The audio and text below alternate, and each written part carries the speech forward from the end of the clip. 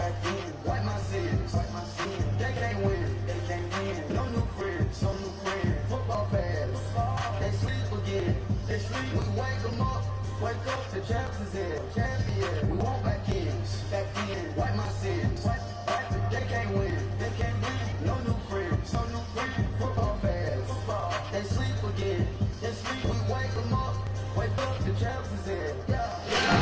But what we didn't have, where's the flying side charter an airplane? Right now, on you, shoot to the left, they dodging it. Can't play the road, you flogging it. Waiting on the right for the stars in it. 4x4 little block in it. Wanna play like cars in it. Where the right side, they in it. Now we gotta wait through gorgeous. Y'all gotta treat it like gorgeous. It sound like cold scratches.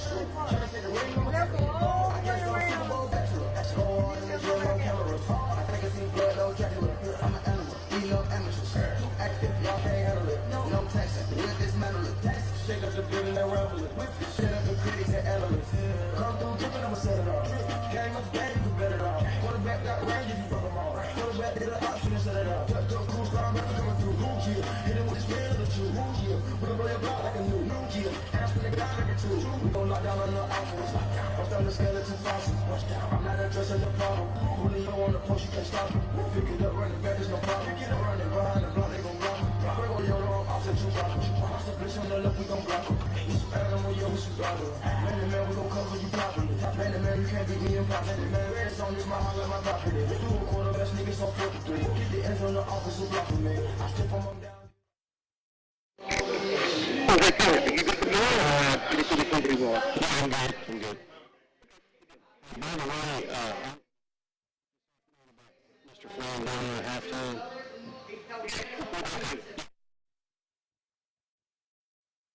My sins, they can't win, they can't win. No new friends, no new friends. Football fans, they sleep again, they sleep. We wake them up, wake up, the champs is in. I just had the ball, I look for the open man. The zone, I'm trying to get in. Open up, play with the book of the champion. You feel if you trying to get in. I got the front defense, they got the end. Going for long, one person to 10. If I go home, we gotta get on. I lost all excuses, cause we gotta win. When they sleep, I'm not being fan. Get at your man and mess up the plan. Look at your stand and look at your hand. Nigga, I want it, you do what you can. I do it for fans, you do it for fame. Hey, sports, we in the game. I am the coach and the player of the game. They can remember the name. Back in, wipe my sins, wipe my sins. They can't win, they can't win. No new friends, no new friends. Football fans, they sleep again, they sleep. We wake them up, wake up, the champs is in, champion. We want back in, wipe my sins. They can't win, they can't win. No new friends, no new friends. Football fans, they sleep again, they sleep. We wake them up, wake up, the champs is in.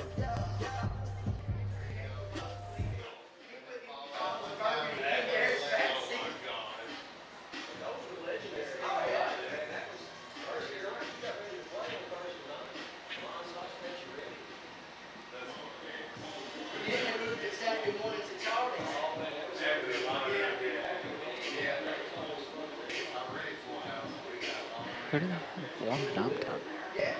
I'm trying to figure out who the other kid is they've got throwing down there. Brantley Ogles. Okay. Because it wasn't Gavin. I was like, what?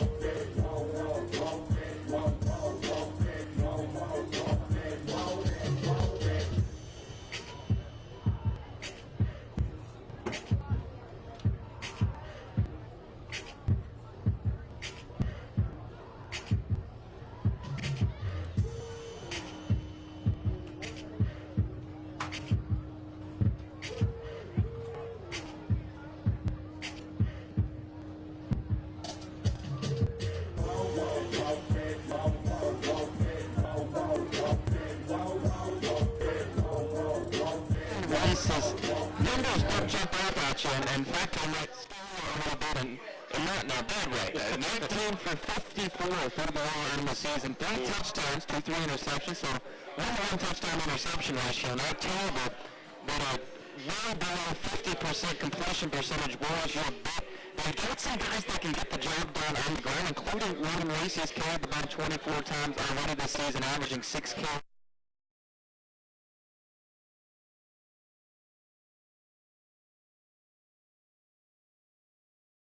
If you're listening at home, you're going to hear Jabari Gamble a lot. He's got 188 rushing yards to lead the team on the ground. Leads them in carries with 49, has a touchdown on the ground. Keep in mind, this is a Russellville team on the year that played 4 games offensively. Paul just scored 5 touchdowns. Gamble has had 2 of those, 1 on the ground, the other one through the air. Also leads the team in receiving yards, 114 yards that he's had through the air on just 6 receptions. Multiple players on this Russellville team have been active in the passing game. Josh Allen, 4 catches for 82 yards. Xavier Coleman's had a couple of catches. But nobody really in this offense, their numbers jump out at you and scare you.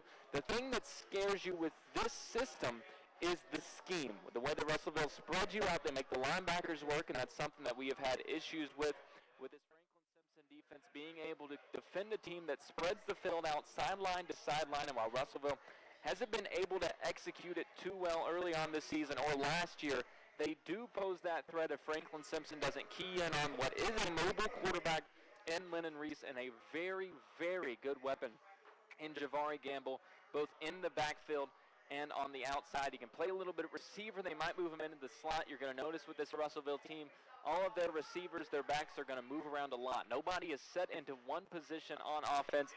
The offensive line will be set. It's nothing like a Battleground or South Warren where they switch everybody around depending on what the defense is going to do.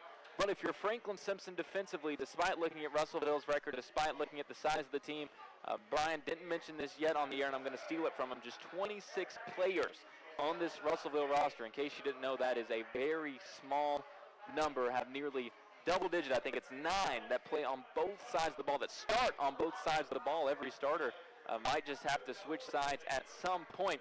But this is a Russellville team low in numbers, but 0-4 on the season, just like Franklin Simpson. They're hungry for their first win, as are the Wildcats. And if you're Franklin Simpson, the number one thing you're looking for here tonight, not just a great performance from the defense, but you want to see that offense come out with the big plays, make some noise. On the year, Franklin Simpson, 65 yards per game through the air, 143 on the ground. That, in particular, has a lot of people worried about the state of this Franklin Simpson offense. And if you're going to have a game to break out of that slump, just as I was saying how dangerous a Russellville team that's hungry, really wants to pick up that first win could be, if you're Franklin Simpson, this is the time to do it.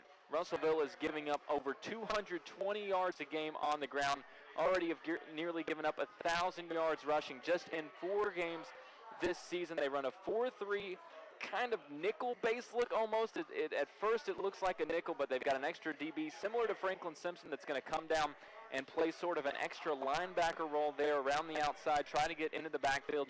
But if you're Franklin Simpson, an opportunity for that wing T offense, working against, as I mentioned, what is a hybrid nickel, maybe 4-3 kind of look from Russellville, where they just don't have the athletes to keep up with a Franklin Simpson team that is bigger, stronger, faster, and it's one of those situations where if you're Franklin Simpson, you have to be able to take advantage of that here tonight. Look for a good game from Luke Richardson. Luke so far on the season, I mentioned the completion percentage on the other side from Lennon Reese. Luke so far just 14 for 38 through the air. Still looking to get something going here tonight. It's a game where you absolutely could if you're Franklin Simpson, but it's a game that you can't afford to slip up either. Franklin Simpson, of course, coming off that loss to Battleground, a game that the Wildcats were a fumble away, really, from being within a touchdown late in that game. Had to settle for a field goal after that, where Coach Preston said, look, we haven't kicked one all year. We're going to try it now. But a good performance against Battleground, a good performance against South Warren.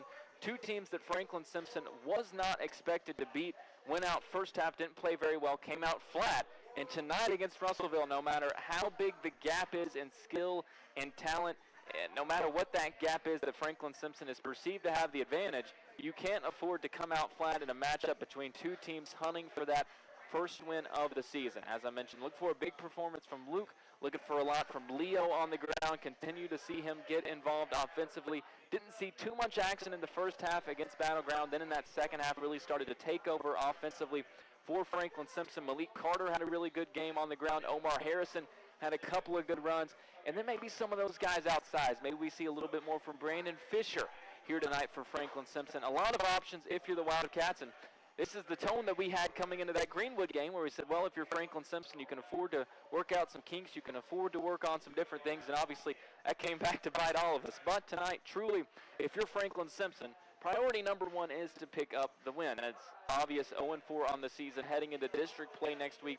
Following this game, if you're Franklin Simpson, you've got 4 straight district games on the horizon, and those are the games that matter most. Not that the other games don't matter, but that determines what you're going to do when postseason play rolls around. So if you're Franklin Simpson, tonight is key because not only do you need a win, but you need some momentum heading into those district matchups. You need a dominant win here tonight. You want to see the offense get clicking, and you want to see a vintage throwback dominant performance from the defense as well as a vintage explosive performance from the offense. Not as much as we love those traditional methodical drives, really want to see this Franklin Simpson offense get going. We'll step away. When we come back, we'll have homecoming festivities here from Franklin Simpson High School 2019 FS Football Homecoming. You're listening to it here on WFK.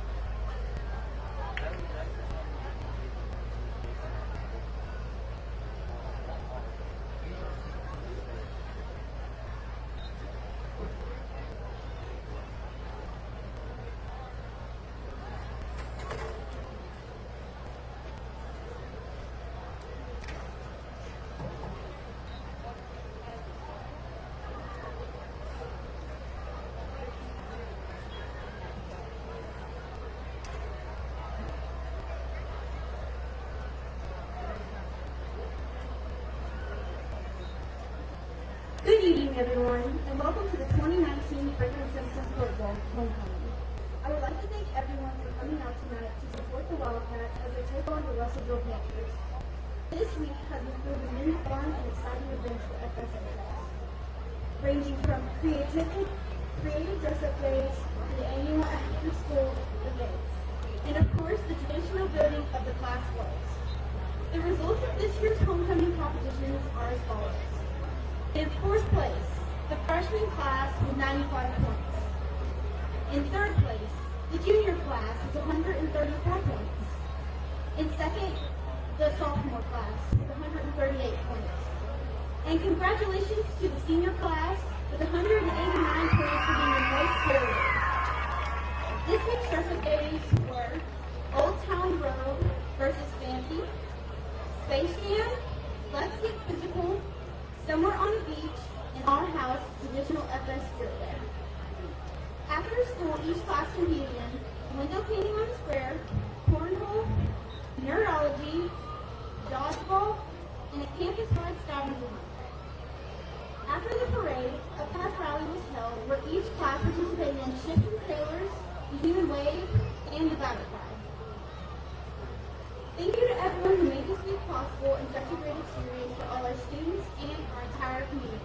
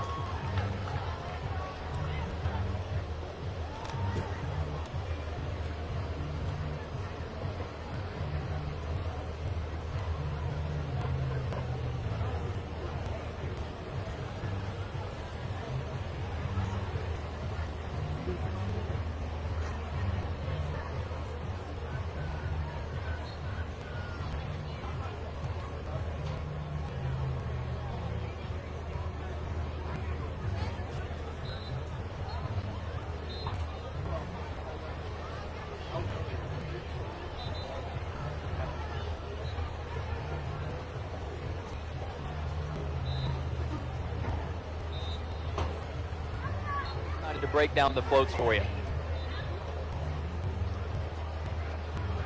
Dobbs does have a good observation. The seniors have the smallest tractor. I'm not sure how they managed that. I don't know why the seniors have the smallest tractor. The freshmen actually have the biggest tractor, which I guess would support our theory that they have the best float, because the best float you think would warrant the biggest tractor. That's what we think.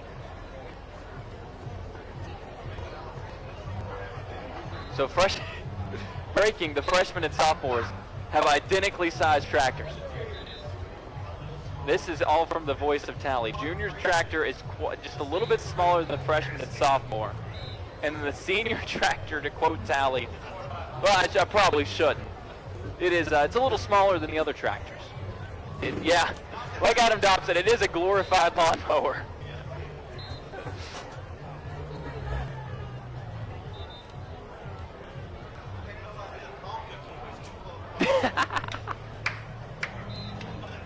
This has been the most interesting beginning to a homecoming I can remember.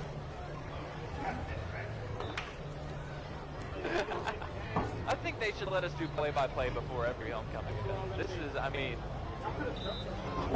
thankfully most of you are already in the stadium.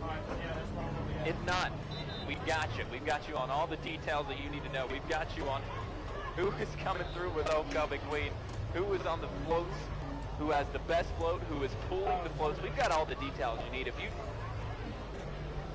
They have started the second round, a victory lap, I guess, for all of them. Maybe they all tied for first. It is 2019, so who knows? Right. If you have any questions about the floats, please text Tally. Let us know on Twitter or Facebook. We will answer your float-related or homecoming-related questions. We can tell you how good the food was. Spoiler, it was fantastic. I think they've still got food over there under the tents. I would think so. The parade's running, so you know they got plenty of food. So feel free to go over there, grab you a bite as you're strolling in.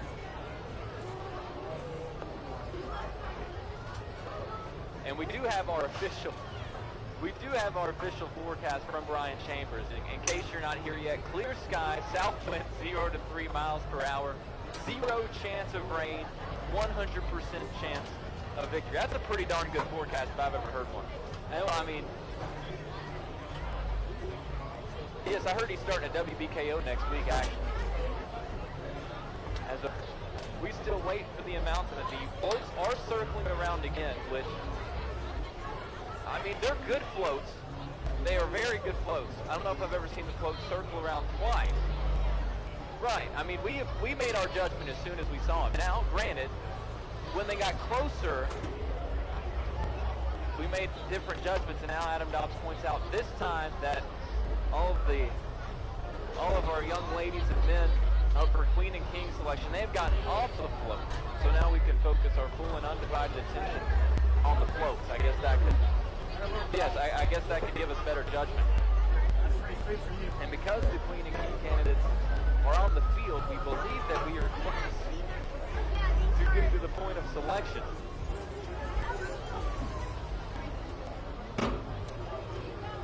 Yes.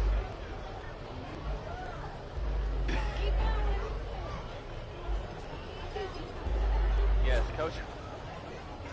Yeah, in case you're wondering who the official escort of the parade was, it is Coach Wilhite. In case if you missed the parade, you can come get it again right now. We've got it for you. We might just parade the floats around until kickoff. That might be the new homecoming game plan.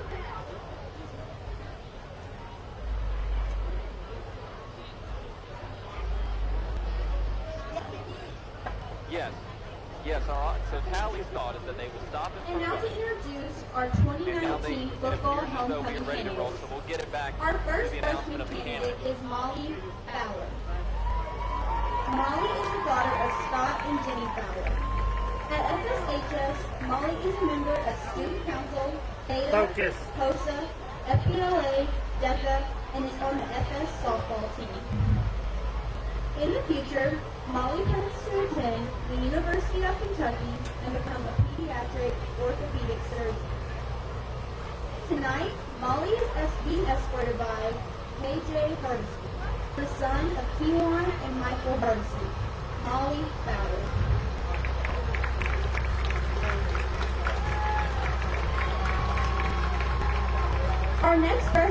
candidate is Caitlin Warren. Caitlin is the daughter of Jamie and Jeremy Warren. At FSHS, Caitlin is involved in HOSA and the Art Club. In the community, Caitlin volunteers with Vacation Bible School and Camp Creative. In the future, Caitlin plans to attend Sky CTC to later become a registered nurse. Tonight, Caitlin is being escorted by Jacob England, the son of Mitch and Carrie Baker. Caitlin Warren.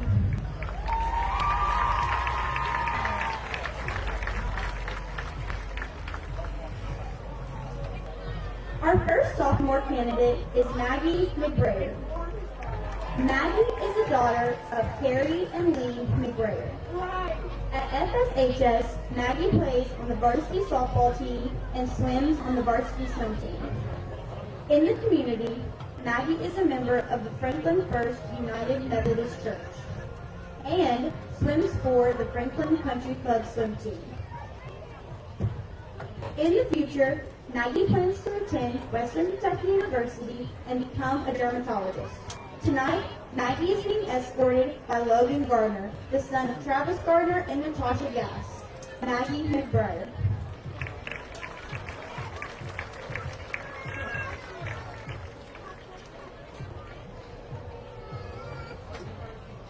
Our next sophomore candidate is Emma Jo Tyree. Emma Jo is the daughter of Joe and Dawn Tyree. At FSHS, Emma Jo is involved in HOSA. In the community, Emma Jo volunteers for rooms in the inn and the animal shelter. In the future, Emma Jo plans to attend the University of Kentucky and become a pediatric cardiologist. Tonight, Emma Jo is being escorted by DJ Parker, the son of Charlie Parker. Emma Jo Tyree.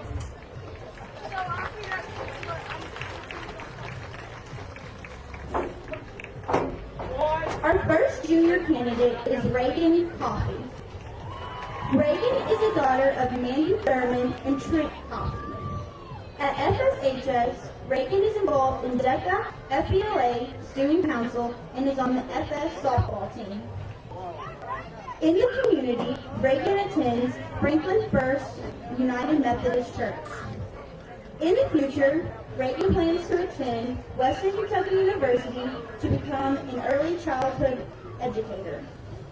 Tonight, Reagan is being escorted by Ben Campbell, the son of Kevin and Lisa Campbell. Reagan Coffey.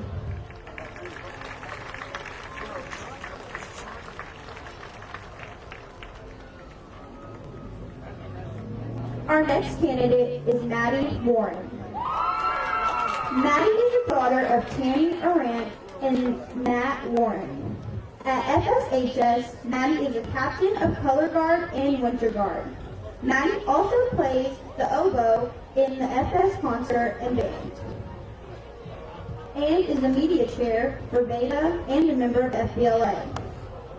In the community, Maddie has painted multiple murals at Franklin Simpson High School, Simpson Elementary, and around the community. In the future, Maddie plans to attend the University of Louisville or the University of Cumberland to earn a master's degree in education and minor in art in order to become a high school art teacher and color guard instructor. Tonight, Maddie is being escorted by Chase Sadler, the son of Rhonda and Lee Sadler. Maddie Warren.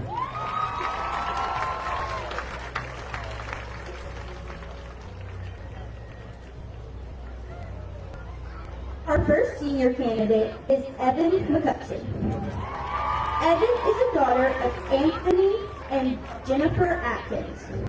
At FSHS, Evan is on the girls FS basketball team and the girls FS soccer team, and is the senior class president. This past year, Evan participated in Distinguished Young Women. In the future, Evan plans to attend the University of Louisville to major in sports administration. Tonight, Evan is being escorted by Trey Shanklin, the son of David and Janetta Shanklin. Evan McCutcheon.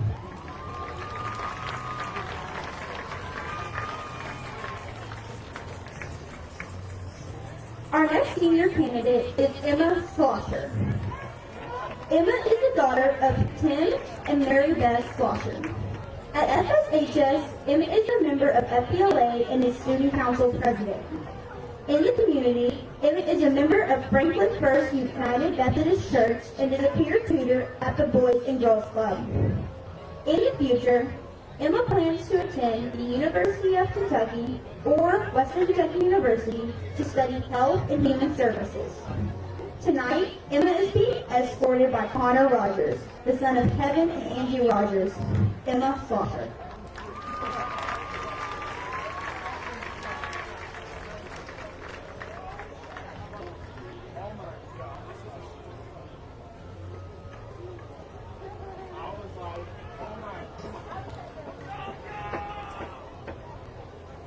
Tonight, crowning our 2019 football homecoming queen is Miss Molly Massey.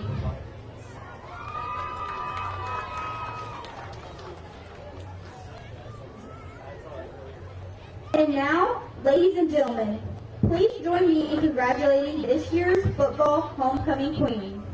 From the senior class, Emma Slosher.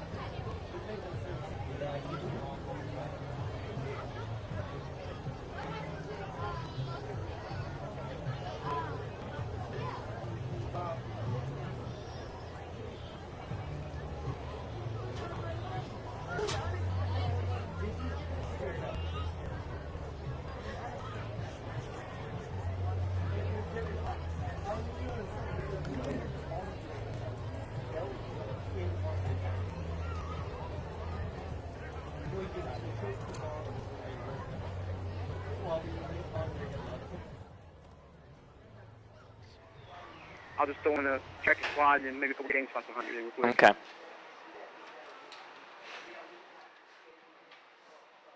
What is this just?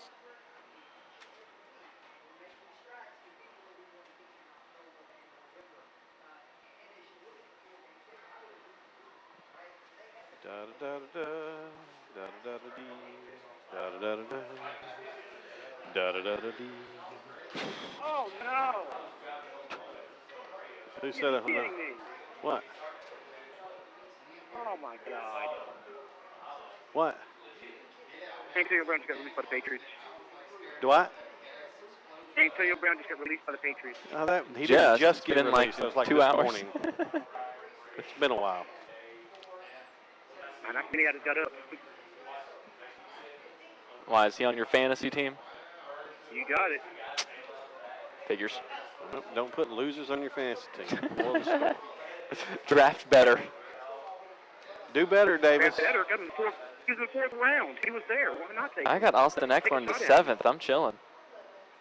Do better, Davis. He's a fourth round spot. It's a good spot for him. Well, now we're going to do the national anthem. All right. I'll just play some more games. All right. I suspect that we are. Well, I mean, who knows, man? We could see the floats one more time. The band is currently on the field, all 15 of them. I'd walk them out and then I'd roll the floats around again. All right. So I just play some more game spots then. Yes.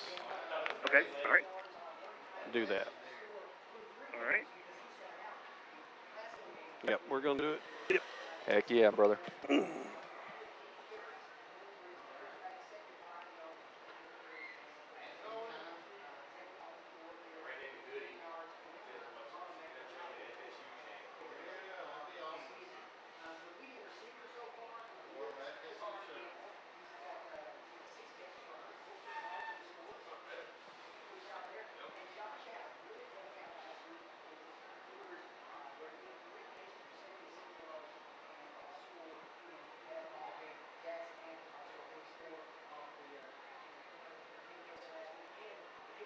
You know this guy. Yeah, I think so. He might be complimenting us on our float breakdown. Let me get my RPI up and Ready to go. Kenny Perry in the house. What's up, brother? Did you get to listen to our float breakdown? No. Oh, well, she started doing the homecoming stuff and just stopped. So I just started breaking down the floats. Nothing they've done on the Macy's Day Parade was better than what we did on this one. Is it recorded? Will I be able to? I might be able to go back to the archives. It was hilarious. Well, yes, I'd like to see that. It was A1 Never see content. this guy anymore. Take care of him. I'll Okay? take care of him. Well, they had y'all at a real nice fancy Oh, it was last beautiful. week, didn't they? Yeah, it was like we were on top I of the gym. know. I saw Brian's picture. No, it was good. Ridiculous. It was crazy, man. Crazy. Ridiculous. And they were not very nice. They were rude, too. I mean, if you ain't got room for them in the press box, okay. But don't be rude about it. Yeah, yeah. You know? Well, that was pretty sad, I thought. I asked Christian if he was coming. I don't know if he is. He's got to work. What he said? He's working 11 to 7. He said, yeah, and then he says maybe back in at 5 in the morning. Or up at 5 or Yeah, because he took Thursday off, I think. And prepare for the playing of our national anthem. This ought to sell.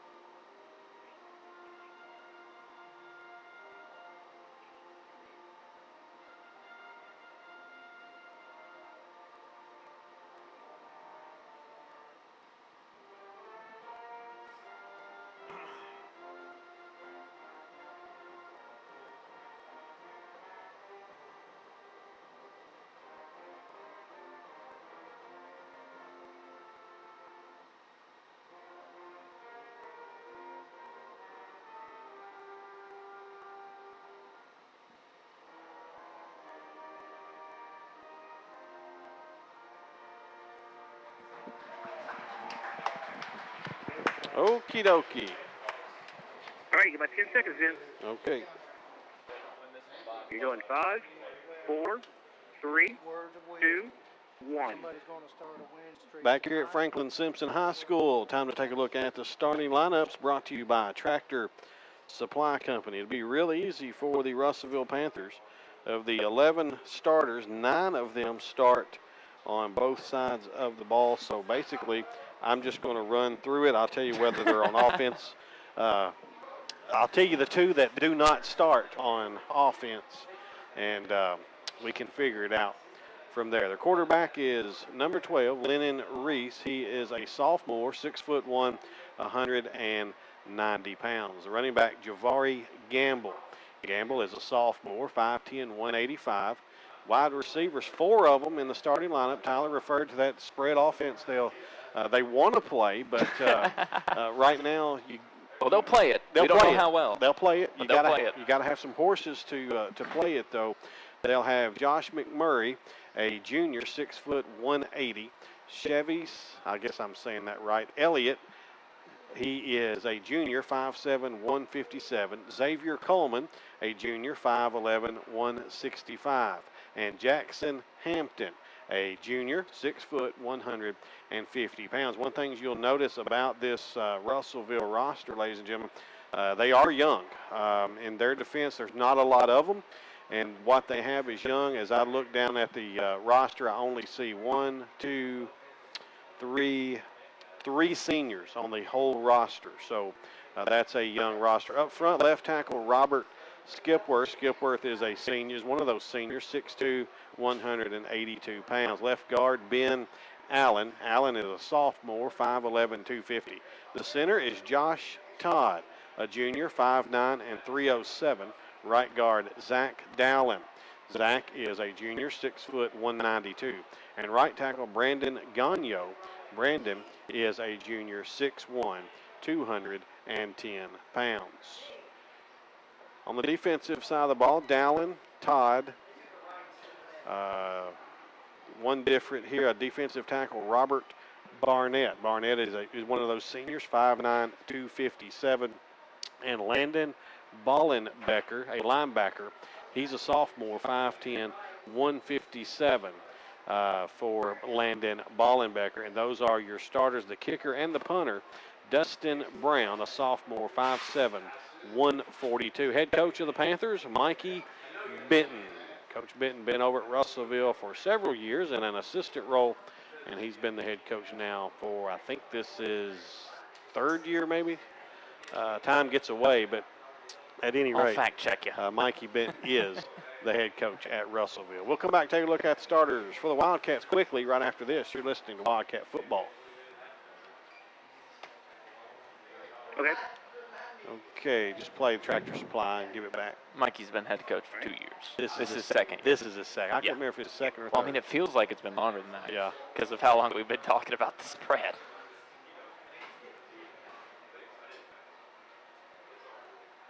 You're going 5, 4, 3, 2, 1. Your starters for the Wildcats brought to you by Tractor Supply Company. Not much different under Coach Doug Preston. Doug Preston in his 8th year, 68 wins, 29 losses. On the offensive side of the ball, Luke Richardson, the quarterback, 6'2", 210, sophomore. Fullback Malik Carter, 5'10", 199, junior. Wingback Chase Gooch, 5'11", 185, senior. And the halfback Tetrick Partinger, 5'9", 175, senior. Up front, Jakota Warfield, 6'2", 223, junior. Harley Alford, 5'11", 298, sophomore. A.J. Burr, 6'2", 246, senior. And Dakairis Burr, 5'11", 191, senior. And Atticus Allen, a 5'11", 210, sophomore. Tight end, not sure tonight if Dylan Glass will be back in the starting lineup or not. We'll see. Wide receiver Leo Stutzman, 6'2", 193, and a senior. Doing the kicking, of course, for the Wildcats, sophomore Cole Hollingsworth. On the defensive side of the ball, K.J. Hardesty up front, 5'10", 220, and a freshman. Andrew Ogle, 6'2", 204, junior. A.J. Burr and potentially Dylan Glass, we'll see. The linebackers, Malik Carter and Justin Todd outside. 5'8", 183 senior is Todd. Middle linebacker, Connor Rogers, 6 foot 225 and a senior. The corners, Riley Brownlee, 6 foot 165 junior, and Leo Stutzman. Safeties, Tetrick Partinger and Chase Gooch. Those are your tentative starters for your Franklin Simpson Wildcats, brought to you by Tractor Supply Company. Taking a look now at the introduction of officials while we have a little bit of time to kill here. I wrote them down somewhere. Referee Billy Mills. Umpire Kirby Jernigan. Linesman Mike Blevins. Line judge Rick Cawthorn. And back judge Austin Stafford. Your introduction of officials brought to you by Compton and Compton Eye Care at 403 North College Street. Dr. Compton is accepting new patients. There's plenty of parking to make it easy and convenient. Call and schedule your appointment at 270-586-5181. Mills, Jernigan, Blevins, Cawthorn, and Stafford, your umpiring crew for this game tonight. A wonderful crowd on hand, as it always is here at Franklin Simpson, but Yes. homecoming, we really see a turnout. Saw Kenny Perry and his beautiful wife come in just a few moments ago, and of course he's now talking with your dad. So Well, there we go. Your dad's probably giving him some golf tips. I'm sure. Yeah. All right. Yeah. We'll step away, take a break, come back after this. You're listening to Wildcat Football on WFKM. Okay, Brian. Let's see. We need to do the keys to winning. I just noticed that nobody put our stats in for the battleground game. Really? Yeah. Never seen that for football before. What are you playing now, Davis? Just game spots? Game spots now. So I play 2 touch spots already. You play 2 of those, okay. Yep. Go ahead and give it back when you can. I'll introduce the keys to winning, and you can play it, and then give it back to me, and I'll read the live read. Okay. I've already started the shield insertion for That's fine. commercial That's already. fine. So That's all good. Got about 25 seconds. Man, I wish I had something to drink up here. Oh, those 20 down over the tent. I know, but grab a couple. that's at the tent. And they always bring a cooler up here, so I didn't think about it. And they didn't bring one tonight, so. All right, here we go. In 5, 4, 3, 2, 1. Time now to take a look at the keys to winning, brought to you by Get With It for Life. And for those keys to winning, we go to Coach Doug Preston. Okay. Okey doke. 48 seconds to see that key. Okay.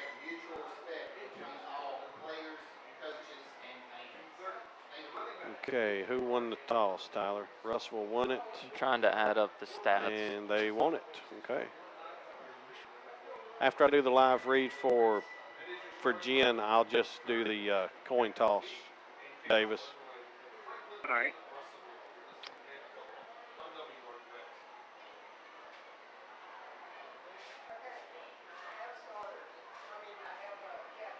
You got 10 seconds. Did you see my picture I put on Twitter of Trey and Jack on the sideline Yeah. Saturday? 5, 4, 3, 2, 1. Would you like to be stronger, have better stability, more energy, and less arthritis pain? Yes, I would. You need to be in Jennifer Sturm's senior fitness class every Tuesday and Thursday at 9 a.m. at Life Point Church, 840 Witt Road. Classes are suitable for anyone, even if you have limited mobility. Give Jen a call for more information at 270-306-9407. Your keys to winning brought to you by Get With It for Life. Coin toss just happened during the, while Coach Preston was giving us the keys to winning. Russellville won the toss, and interestingly enough, they have elected to receive, so they want to get that ball and show us that spread offense. Your coin toss brought to you by Franklin Pharmacy, 810 North Main Street. Franklin Pharmacy is a proud sponsor of Wildcat football. Stop by or call them at 270-813-1101. Their friendly staff is ready to serve your prescription needs. Your coin toss brought to you by Franklin Pharmacy. Tyler, we're just a minute or two away from football here tonight, and we haven't got much time yet to kind of delve into this one together yet. Yes. With so much going on, but and that's fine. But as I mentioned when we came on the air, you got 2 teams here, and you referred to it as well. 2 teams that just are in situations that, quite honestly, neither one of these programs are accustomed to. Being the 5th week of the season, and still both teams looking for a win. On the Wildcat side of the ball, what do you think they need to do? What do we need to do to secure that first win tonight? Well, we reference all the time over the course of games those vintage, long Wildcat offensive drives. I want to get back to what now, and it's unfortunate that now it feels vintage, those big 60, 70, 80-yard big plays. And, you know, I hate to look at it as that being in the past because this team has guys that are capable of that. They've got Leo, Malik, Omar, Tedrick, Chase. We saw it in Game 1 against Greenwood. I want to see those big plays make that return. I want to see that electricity back in the Wildcats offense. And I mentioned in the scouting report, I want to see an absolute shutdown effort from this defense. There have been some issues in the pass game. There have been issues coming out flat, especially on defense. I want to see this defense and offense, for that matter, come out from the first second of this ball game and pitch a great effort and really send a statement, especially to the district. And we are underway, and there's a flag down. Maybe not. A illegal motion on the Wildcats. Not the best start.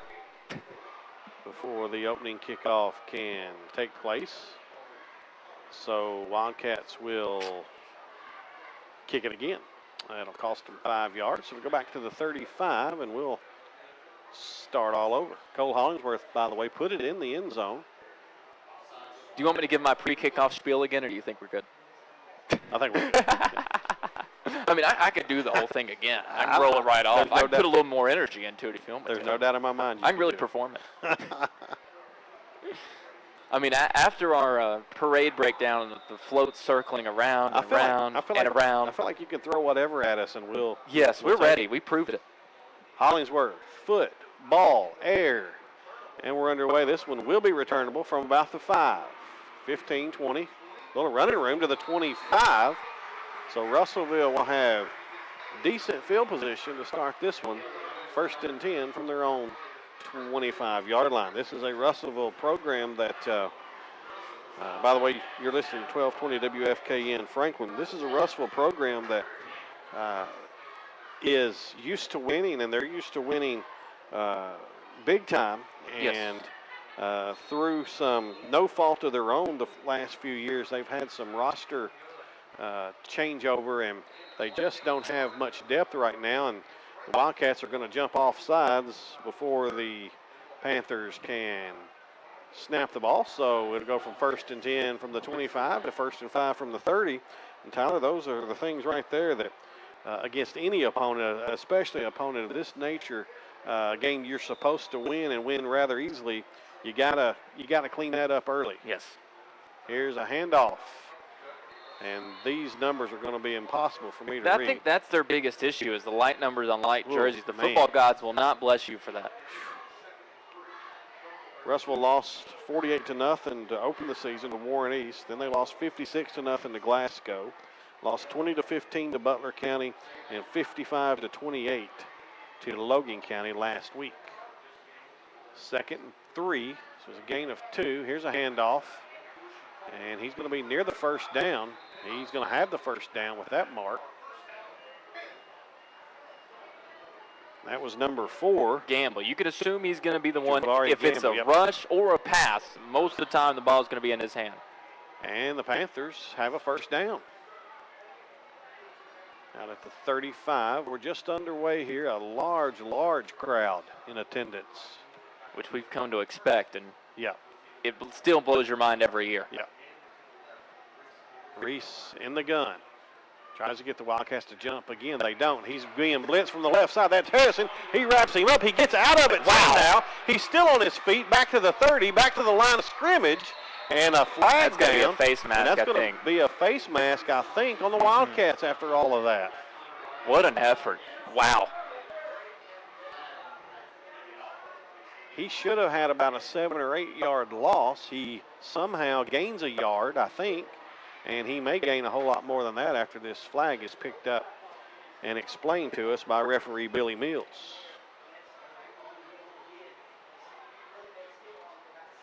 He and Connor, and I hear this being talked about this up here in the press box, they both had their hands up near the face. Honestly, both of them might have grabbed each other's face masks. Maybe on Russellville. They're talking to Coach Preston. Face mask. It is on Russellville. It is on Russellville. And he'll decline it. They'll decline it and make it 2nd down. So if you take that, it stays 1st down. So you decline it. Yes. It's a gain of 1 after all that. But it's 2nd down now, 2nd and 9.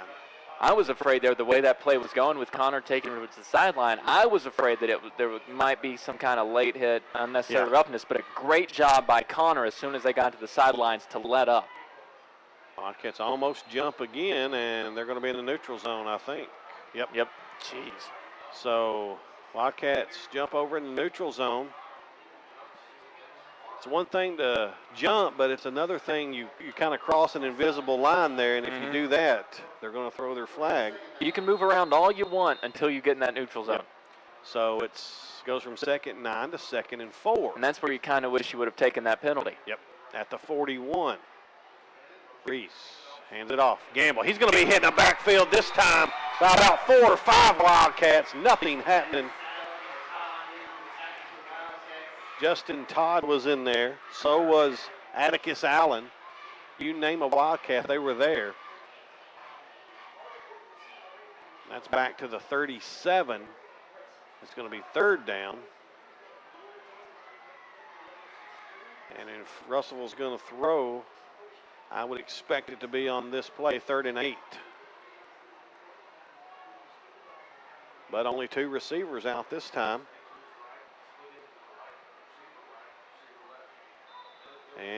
flag before this can happen, and it's a false start on Russellville. Is this a reprise of the Titans-Jags game last night? We've had a flag thrown every play. So it's going to go from 3rd and 8 to 3rd and 13. Back to the 33-yard line. I'm all for keeping it under control, but yeah, you know that game last night, I think we can all agree was ridiculous. Yep. But I don't mind a penalty if it goes in the Wildcats' favor. I'm not going to argue with that one. I'm fine. But you got to, I thought about this today on that game last night. Mariota was sacked 9 times. Yes. Just think if they hadn't have called, if the Titans hadn't have been holding, I mean, so, you know. Hey, you got to do what you got to do. He might not live to see air today. Here's a long throw down the left side by Reese. He's got a man out there, and it's almost picked off by Partinger. Falls to the ground, and it'll bring up 4th down. Good defense right there. Yeah, it looked like a good throw out of his hand, and it wasn't a terrible one. Underthrew his receiver a bit, but gave his guy a chance. And as a quarterback, that's what you got to do. And it was just a great defensive play. Seemed like it kind of hung up there longer than Reese probably wanted it to. Gave Partinger time to get under it because Partinger was beat initially, but the ball hangs up. He comes back, makes a nice defensive play, and the Panthers are going to have to punt. Dustin Brown does those duties, and Wildcats run into him. So that's going to be roughing the punter. It was not a good punt. Yeah, if it were running into, then it wouldn't have been a first down, but that's definitely going to be roughing. That was roughing if there's ever been roughing. And that gives the ball right back to Russellville. And again, that's what, the 3rd or 4th penalty already on the Wildcats. And just not a good start to this one. It is 4th already. You had one before the kickoff. Yeah, I forgot about 3 on this drive. And I think. And that was with being fortunate that the offensive face mask was not called defensive as well. I think the 3 on the drive have all kept the drive alive as well. Both offsides certainly contributed. Yeah. So they're going to move this ball out near midfield to the 48-yard line is where Russellville will have it. On their own 48. So we've played a little over 3 minutes, and the Wildcats have yet to touch the football. Everything playing into Russellville's favor on this first drive. Reese puts a man in motion, takes a snap, he drops it. He'll have to fall on it inside the 40 at the 38. That's going to be a loss of 10. Just flat went over his head. He probably should have caught it, honestly. And now it's 2nd and 20. But he did the right thing, just falling on it. You see a lot of young men, Dory Jackson, try to pick that ball up and make something happen. Just fall on it and live to play another down. Yep. And what's crazy, Brian Talley, they started this drive at the 25-yard line, now at the 38. They have negative 11 yards of offense. Here's another one. Get worse. A horrible snap inside the 20 this time. Goodness gracious. And I agree with Chris McGinnis, play-by-play for the Russellville Panthers. That was another one Reese should have handled. Yeah, it was bad, but he still should have handled it. I agree. So that makes it's much worse than the last one. That makes it 3rd and Bowling Green. Of 20. Yeah, 3rd and Russellville. Official, it'll be 3rd and 40. So now they've officially they've officially lost 31 yards of total offense on this drive. That's incredible. He controls this snap, throws it across the middle. It's caught. Jukes him in, gets some yardage of that back, but not even to the original line of scrimmage. So the Panthers will be well short out to the 29-yard line. Gain of 11 on that one. And now we'll have them punted away again, and hopefully the Wildcats stay away from Dustin Brown as he punts it.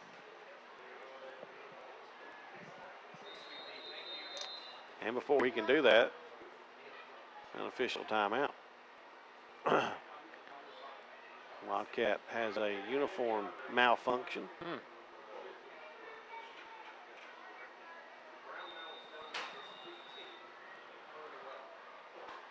And now we'll have Russell kick it away. Brown gets rid of it. Low line drive, bounces at midfield, takes a Russellville bounce, and will come to rest at about the Wildcat 42-yard line. And that's where the Wildcats will take over for their first offensive drive of tonight with 6:39 left, first quarter, no score. That was a long, long drive for them to ultimately gain, what, 3 yards? Took a long time to go nowhere.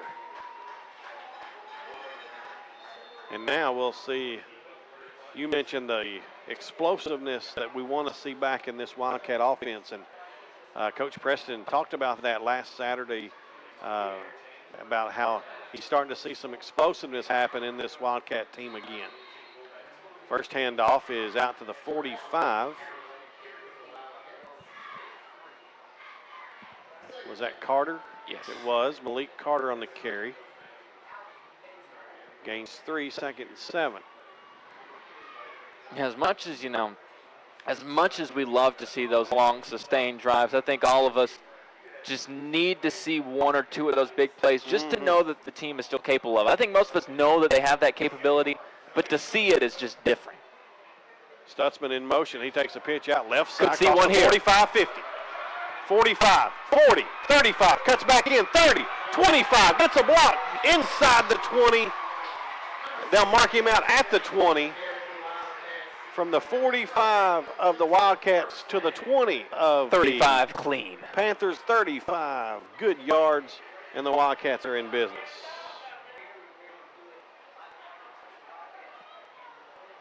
Those are the plays that we're talking about. Yes. Those right there.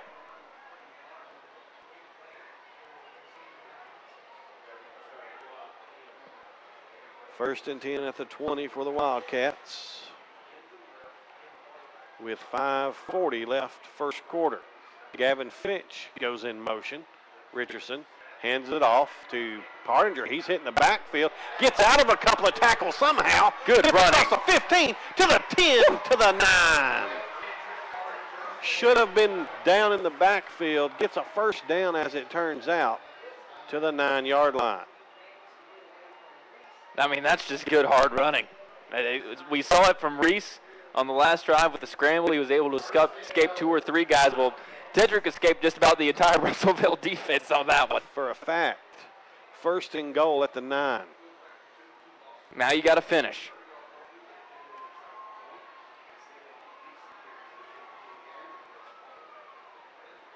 Finch in motion again. Handoff. Connor Rogers. No, that's not Connor. That's Chase Gooch. Touchdown Wildcats. From 9 yards out. Well, I don't think you would ask for a much better drive to start a ball game. Absolutely not. Cannot argue with that one bit. 9-yard touchdown run. Chase Gooch makes it 6-0. And Cole Hollingsworth will be on to try the extra point.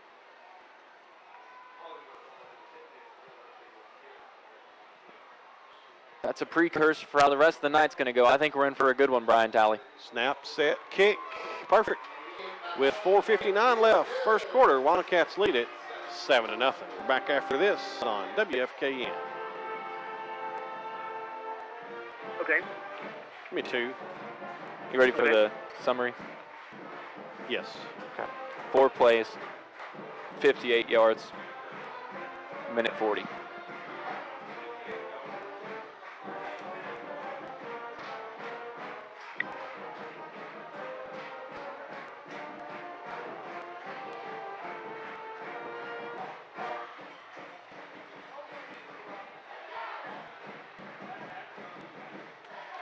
So they have 2, 3, -1, -11,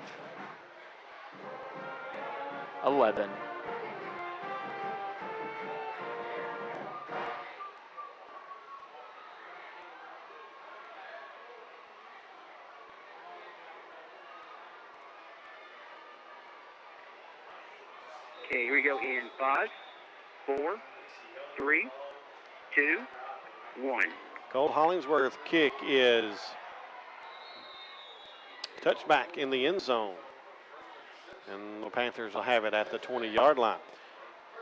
4 plays, 58 yards in just a minute and 40 seconds, capped off by a 9-yard touchdown run by Chase Gooch.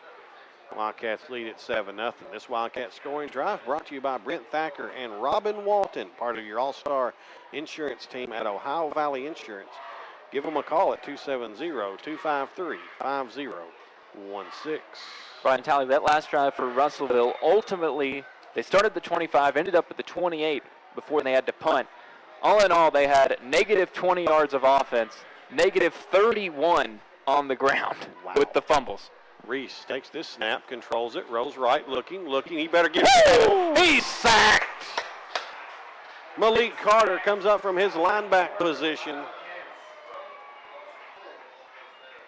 and gets him at the 15-yard line. Loss of 4, excuse me. Loss of 4. It's 2nd and 14. Wildcats doing a great job of getting into that backfield. Had some opportunities on that first drive. You know, the one in particular where they had 2 or 3 guys get some hits on Reese. He got away. That time, Malik did a fantastic job of finishing the job. Reese should have threw that ball out of bounds. Here's a snap. He keeps it. Option play. Pitches it back. Nothing doing. Omar Harrison wraps him up. And that's back at the 10 or 11, Tyler. See where they mark it at the 11. A loss of 5 more makes it 3rd and 19.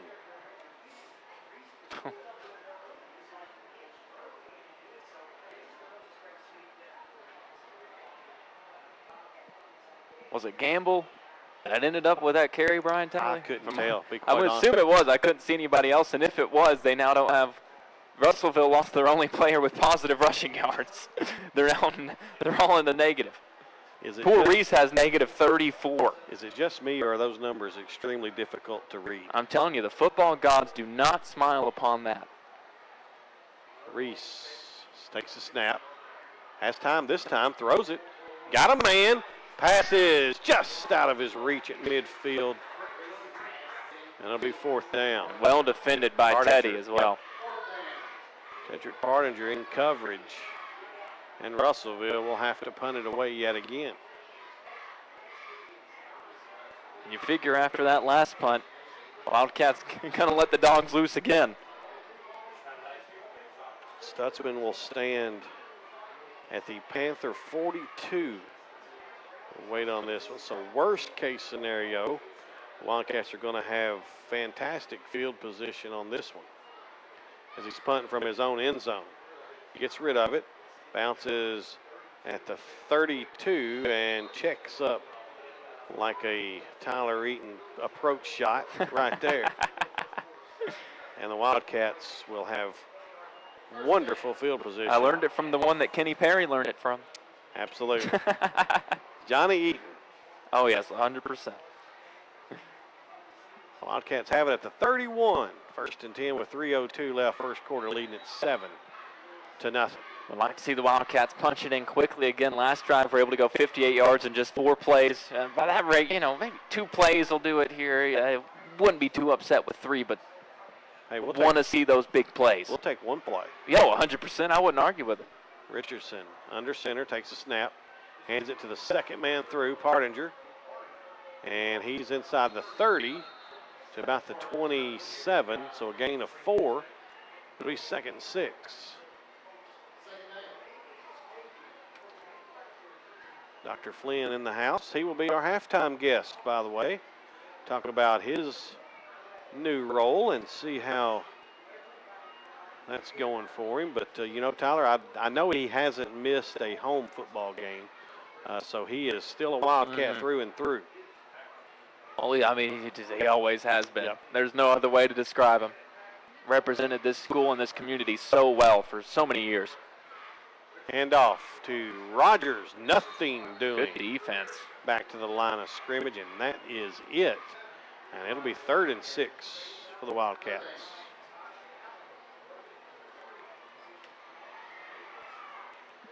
Dr. Flynn, the president, I think is what they call it. I don't know if we need to call him Mr. Prez when he walks in, but the president of the Kentucky Association of School Superintendents. And that is a important job, and he'll fill us in more on what he's doing in that role coming up at halftime tonight. 3rd and 6 for the Wildcats. Richardson hands it off, and Harrison falls down. Just tripped up. Back at the 30-yard line, so he loses 3, just lost his footing. They'll mark it at the 29, so he lost 2. It's 4th down, and it'll be 4th and 8, so the Wildcats going nowhere in a hurry on this drive.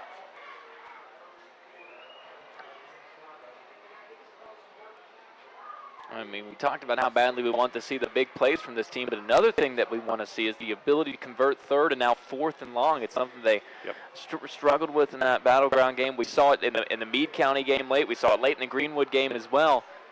You got to be able to convert these. We'll see what they've got drawn up here. 4th and 8. Do they run, throw?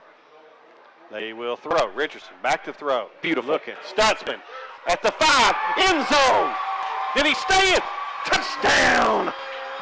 Wildcats. Picture perfect. Picture perfect.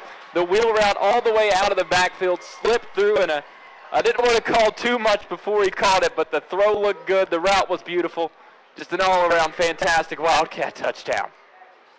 29-yard touchdown pass. Richardson to Stutzman. Makes it 13-0.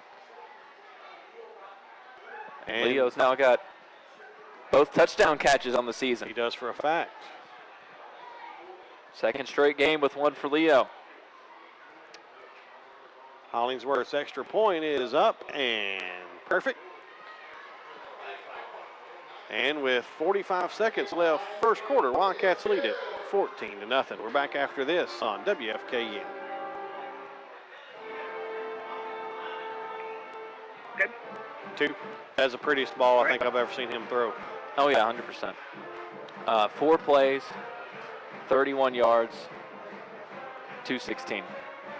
I don't know how that drive took longer than it did, that long, but it did. So that one, they had 2 rushing yards. Hey, have you started the second one yet, Davis? No, not yet. Just give it back. Okay. You go in 5, 4, 3, 2, 1. 4 plays, 31 yards in 2 minutes and 16 seconds. A 29-yard pass from Luke Richardson to Leo Stutzman makes it 13-0. Cole Hollingsworth tacks on the extra point. Wildcat scoring drive brought to you by Brent Thacker and Robin Walton, part of your all-star insurance team at Ohio Valley Insurance. Give them a call at 270-253-5016. By the way, kudos and thank you to, or the kudos and thank you mean the same thing? I don't know. Pretty much. To Brian Davis back at the station running the board for us tonight. Elliott picks up the kickoff and runs it out to the 15-yard line. Riley Brownlee tackles him there. And that's where Russellville will take over with 37 seconds left in the first quarter. They will mark it actually at the 17. So we got a little farther out than I thought.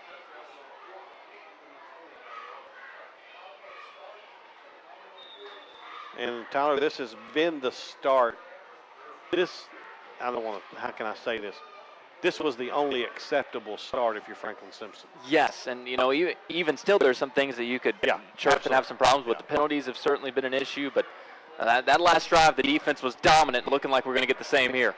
Handoff out to the 18-yard line by, that was Gamble again. It'll be second down and gain of 2. Yeah, at least 2. And I don't think they have to snap it again. 10 seconds, they don't. That'll do it for the first quarter. We've played 1, Franklin Simpson 14, Russellville nothing. We're back after this on WFKN. Okay. 2. All right.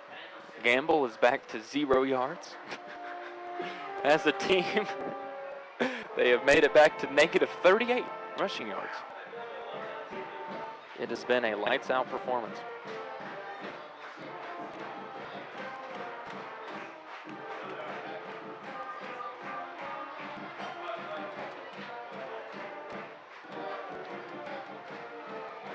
I mean, it's just sad to look at that sideline, dude.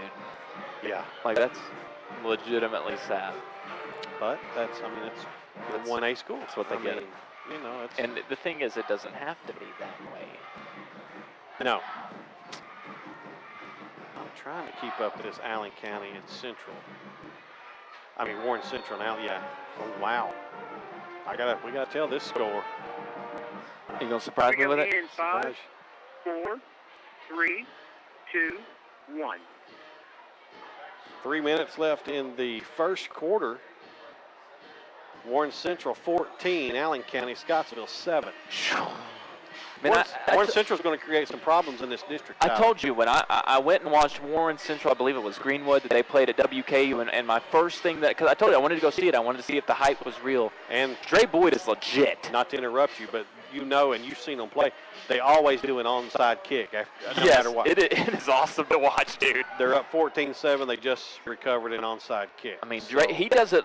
I mean, he looks physically like a quarterback. When he throws, it does not look like a quarterback. But you watch the ball go through the air, it's perfect most of the time. He's a great passer, and he's a fantastic runner.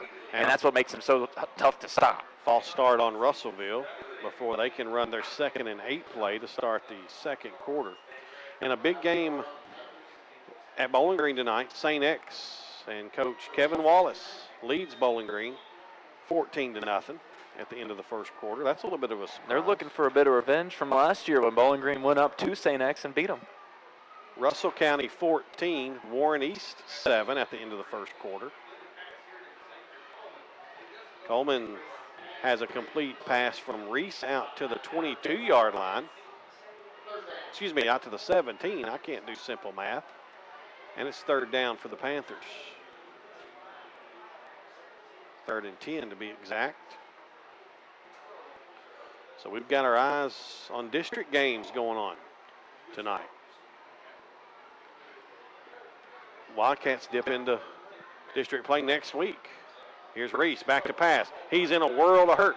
He gets out of it so far. Now gets rid of it. Got a man open. Should have been caught. He dropped the pass. And he paid the price for it too. He did. He was wide open. I think he heard Chase Gooch coming. That brings up 4th down, and Russell will be forced to punt it away. That was going to get them out to the 35 and a 1st down if that ball's caught. If he just catches it and lays down, they have a 1st down. I think his thought process was, if I catch this, I'm going to get laid out. I'm going to lay down, yeah. So the Wildcats, again, going to be in good field position as Dustin Brown's leg's going to get tired, and he's going to have that one blocked. That's not roughing the passer because that kicker because it was blocked. Ball's loose, picked up. Pick it up, Franklin. Somebody's got to get it. Wildcats have it. I think they're on it. Justin Todd is at the 11-yard line. Well, not the worst. They did call roughing the kicker. You can't. I didn't think you could if it was blocked. Unless they just called a general unnecessary roughness. That is not right. Coach Preston, he's confused. That's just not right.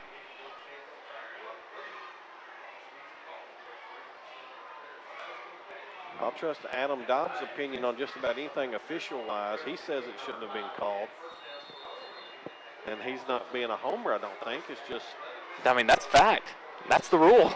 So that moves it all the way out to the 32 for the Panthers. So Coach Preston, as he normally does, doesn't get too upset there. But he asked for an explanation. He did get an explanation. 11:01 left. Reese takes a snap. Hands it off to Gamble. And ball's loose. Russell gets back on it at the 30-yard line, so they'll wind up losing 2 yards. The ball popping out all over the place tonight.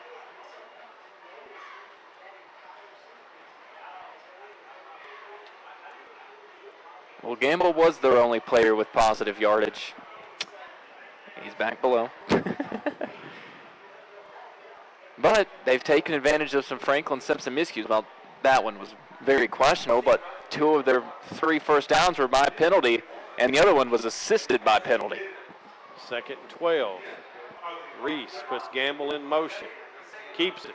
Throws it. Got a man out there. Over his head. He was open. Yeah, he was. That was number 22, Jackson Hampton. And Reese just missed him. And we've got an injured Panther down on the field. That's Robert Skipworth. And we'll have an official timeout. 10-10 left before the half. Wildcats lead at 14-0. We'll see if we can find some scores for you. Garrett's not keeping us updated on the East game. It's got me concerned. Into the first, Central 14, Allen County 7. 14-14, Russell County and Warren East tied There up we go. just into the second quarter. Here the Wildcats lead at 14-0 with 10-10 left in the second quarter. And Warren East just tied that game up. It was a 1-yard keeper from their quarterback, Nolan Ford. He's a scrappy little player. And we learned that last year. He is really, really scrappy. Very similar to Reese for Russellville. Just one of those guys that you look at, you don't think quarterback, but he'll take some hits and he'll do what he can to win a game. So Skipworth is up and off the field, and we'll get back underway as the Panthers face a 3rd and 12.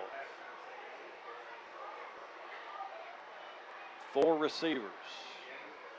Now Coleman goes in motion. Reese takes the snap, rolls out to his right. Looking, he's in trouble, and he throws it away, and that's going to be a flag. I don't think he got back to the line of scrimmage. Yeah, that's what it was. Yep. Which Coach Preston can accept because it'll be a loss of downs anyway. Intentional grounding on the Panthers. And bring up 4th down. It'll be 4th and 17 officially, so gotta think the Panthers will punt. Punting tonight's been their best friend, honestly. Yeah. 2 roughing the punter calls on the Wildcats have kept 2 Panther drives alive.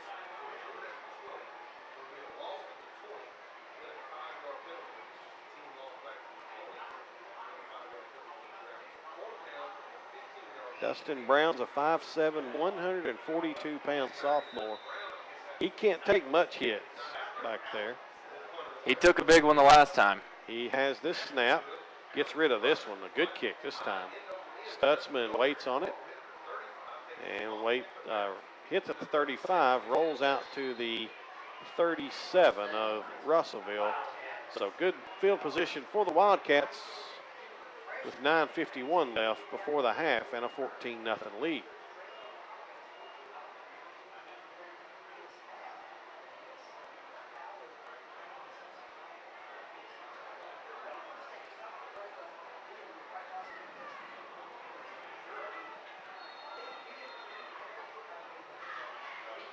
I don't understand how they've managed to do it, Tally, but 3 drives. That's the second drive for Russellville. They've ran at least 8 plays. Those 2 drives combined, 18 plays. Their first drive and third drives, total 1 yard. Wow. And that's with the penalties thrown in there. Richardson, quarterback keeper this time, inside the 35 to the 34. So 3 yards on first down. And another Panther down. Right at the 35-yard line. We can't see a numbers. He's laying flat on his back.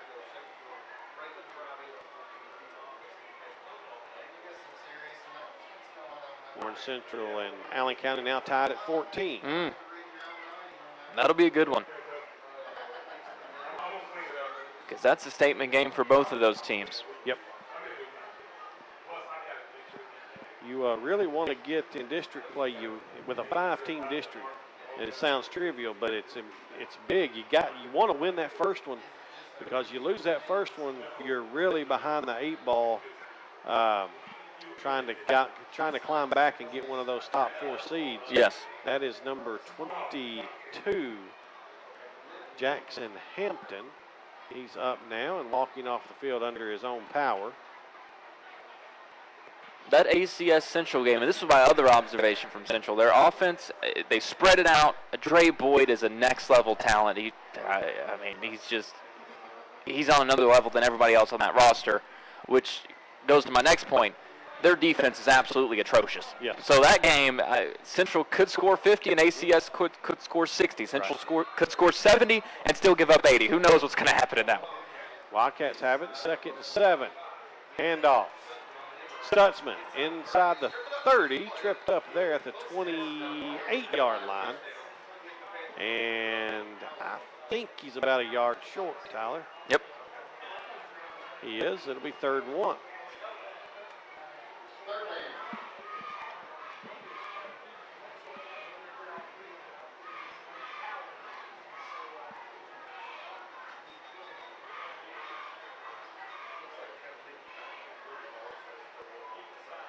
And we have seen Braden Bade now, number 87. Wanted to give him a shout-out. He's been out wide a couple of plays now here tonight.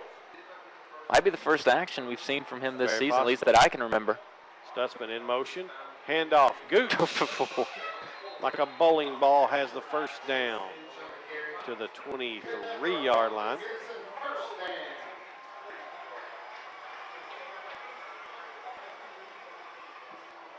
Just over 8.5 minutes before halftime.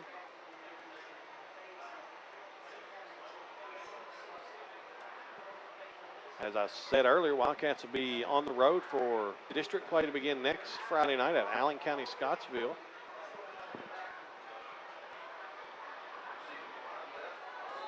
Russellville jumps off sides. And that will be a situation, Tyler. You know, we were outside last Friday, and Davis was inside. At Allen County, we will be inside, but he'll have to sit outside. Yes. So, turnabout's fair play, I imagine. I mean, tonight, about as ideal as you can get. Yes. Won't say any more than that. 8:05 left. Second quarter. Handoff. Partinger to the 10. Inside the 10 to the 8. 10 yards on first down for Partinger. And the Wildcats will have it 1st and goal from the 8. Harrison checks in. Partinger out. Gooch out. Now Coach Preston still wants to get Omar Harrison more involved in this offense. And he had his best game of the year last week, as a matter of fact. Riley Brownlee gets the play in. And, he spoke glowingly of Omar coming into the season. A kid with a ton of potential. Compared him to Trey Bass. Yeah, that tells you a lot. Handoff. Malik Carter. And he's down just outside the goal line. At about the 1. Gain of 7. Brownlee out. Carter out. Carter Rogers checks back in. Excuse me.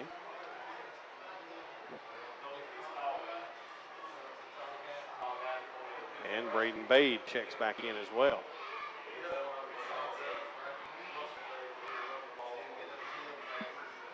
Second goal at the 1. Richardson probably going to keep it here. Takes snap. Now gives it to Connor Rogers. Touchdown, Franklin Simpson. I don't think it could have been any easier than that. I think Connor was disappointed it was so easy. I think he wanted to get hit a little bit. Yeah, I think he looked back like, are you guys going to try to hit me? I can understand not wanting to, but yeah, goodness. Connor Rogers has a touchdown as the Wildcats spread the wealth around tonight. And Cole Hollingsworth will have an opportunity for his 3rd extra point. I think Cole's perfect on the year from on extra points. And he remains. Oh, you didn't jinx it. I didn't jinx it, but I don't believe in the announcer's jinx. So. 21-0. Wildcats lead at 6:38 left before the half. We're back after this on WFKN. All right. 2. Okay. All right. 6 plays, 37 yards, 312.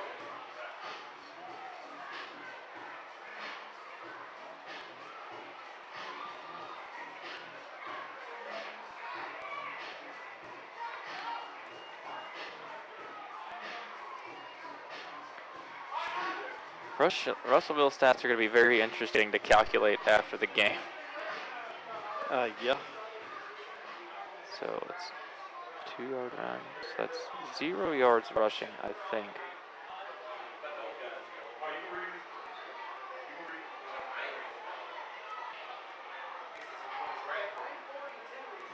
Okay, here we go. In 5, 4, 3, 2, 1.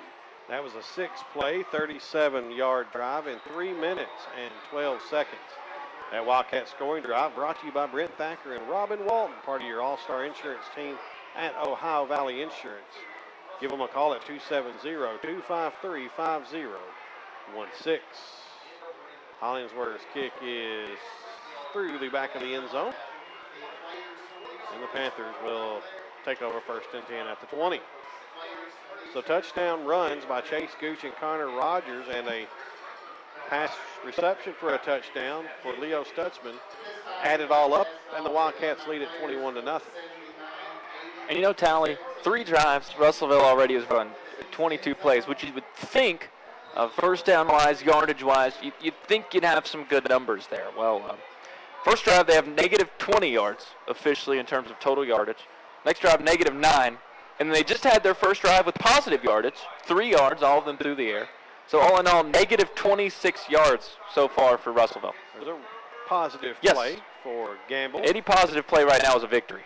For 4 yards, that's to the 24, second and 6.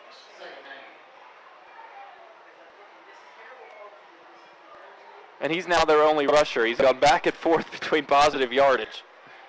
He's back in the positive with 2. 2 yards. Yes. And this is the performance we wanted to see from the Franklin defense. He gets it again. He's got a good run this Yes, he time. does. First down and then some. Out to the 35. Ball pops out late.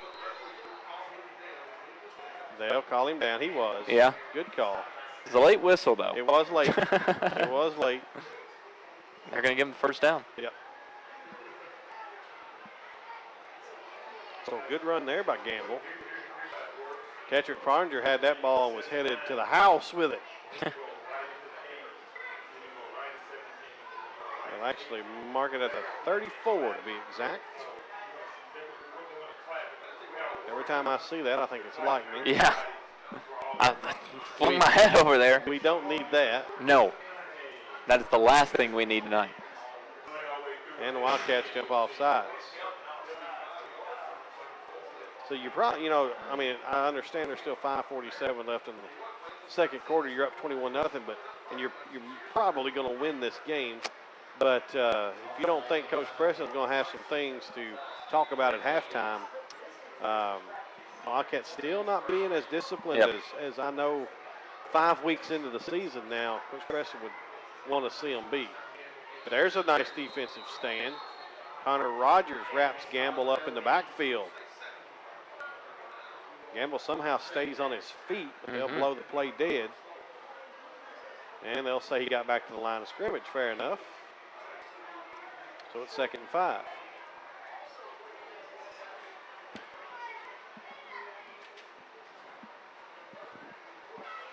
And you have to give major kudos. We threw the word kudos around earlier, but the fact that these Russellville guys are hanging in there with so much limited depth, you got to give them credit just for that. There's a pass caught by number 3, Coleman, Xavier Coleman, out to the 42. And it's going to bring up a 3rd and short for the Panthers.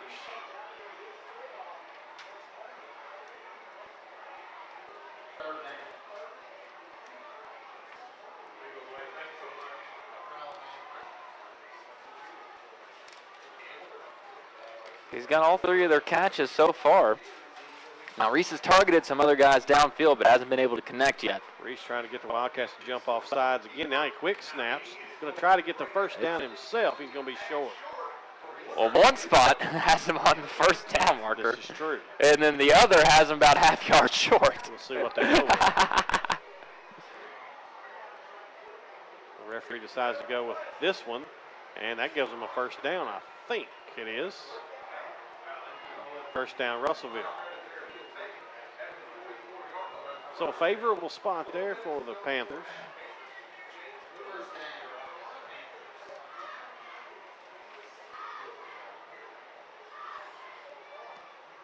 Clock ticks under 4 minutes before halftime. Wildcats 21, Russellville nothing. Russellville moving right to left on your radio dial. And now they're back in that spread. It ran a couple of plays from the ace. The single back had Reese under center, and it worked. Handoff Gamble. He's in some trouble in the backfield. Makes something out of nothing, though. And we've got a difference of opinion on the where the ball should be spotted yet again. This time it's to the 48-yard line. About 47 and a half to be exact. They'll give him a gain of 3, second and 7. The officiating has been very interesting, especially that roughing the kicker call earlier. 4 state championship teams going to be recognized here at halftime. 1979 and 80, 2017 and 18. Reese has a snap, has some time. Now he's being chased by Carter. Carter grabs him by the jersey and sacks him back at the 30s.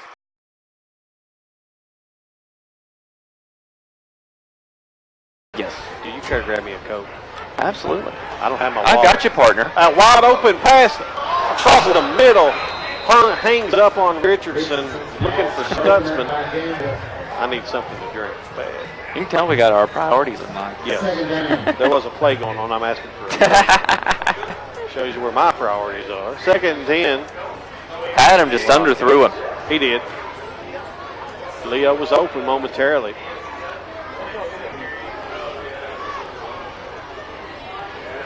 .55 seconds. Clock is stopped, of course, after that incomplete pass. Mr. Flynn never wanted to turn down an interview request. He was in the press box. He didn't hear me say that, thankfully.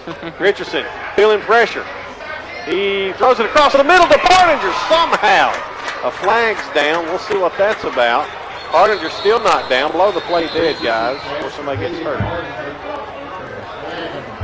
And Wildcats are going to call a timeout. We'll see what the penalty's about. Ineligible downfield, I'm thinking.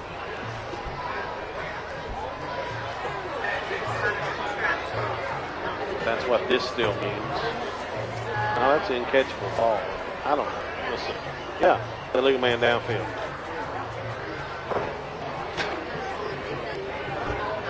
Yep. Ineligible man downfield for the Wildcats. I think that's 5 yards. But I don't know if they go from the end of the play or from the original line of scrimmage. You don't see that call much in high school. No. So, and as long as Luke was back there, you just can't hardly blame a lineman for getting too far down the field. Right. I mean, it's a lot like a holding call late in a play like that. You almost expect it if a play is extended for that long. Okay, it is a loss of 5 from the original line of scrimmage, so it's second and 15.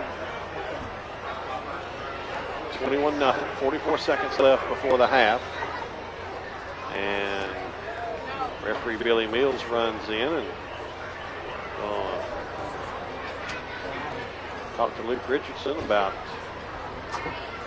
his shoe, who he has in the Georgia-Notre Dame game tomorrow. And we've got that settled. I think Georgia wins that one convincingly, by the way.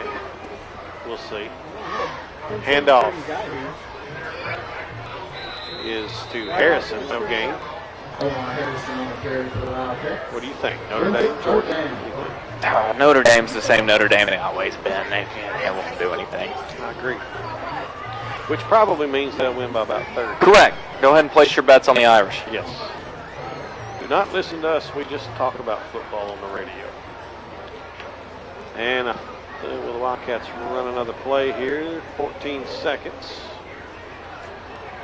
Richardson gets him up under center. 8 seconds.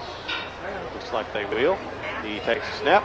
Hands it off to Gooch. He's got a lot of running room. 45, midfield, other 45. He won't run out of bounds because he knows he's out of time. And he goes back. He's trying to midfield. And he's tackled there. We reached halftime here at Wildcats. 21, Russellville, nothing. We'll be back and talk to Dr. Jim Flynn on halftime break, brought to you by HG Staffing and Ruby Branch Farms. Right after this, you're listening to Wildcat Football on WFKU. Okay. All right, just go ahead and get me into the halftime, play the spots once, and then I'll take it back. Okay. I'm going to go for the recording. I'll be right back. Okay.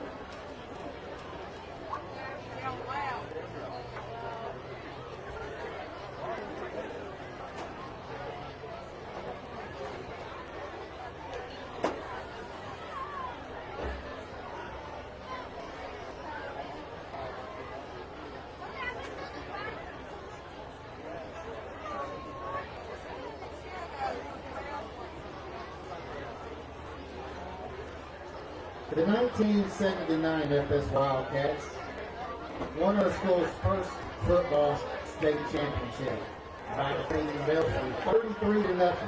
This year they are celebrating the 40th anniversary. In 1980, battling injury and adversity, the Wildcats won another 3A state championship for back-to-back titles by defeating Connor 16-0. Starting the season at 2-3, our 2017 Wildcats regrouped and won the Class 4A state championship, beating Johnson Central 35-14 under a Jim's game. In 2018, our Wildcats only lost one game en route to another state 4A championship by beating Johnson Central again 14-12.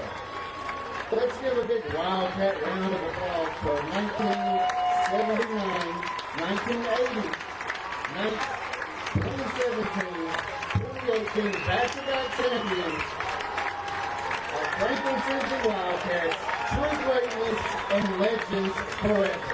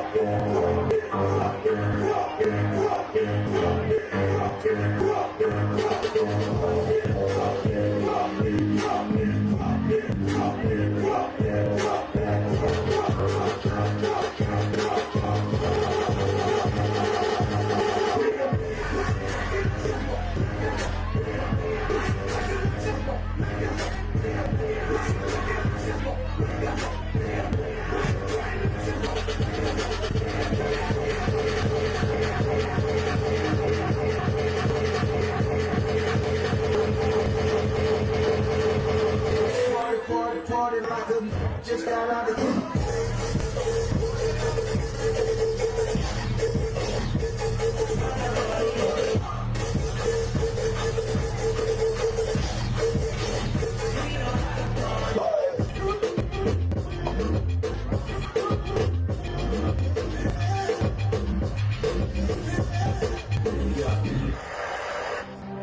Our students in this tournament respect all, fear none.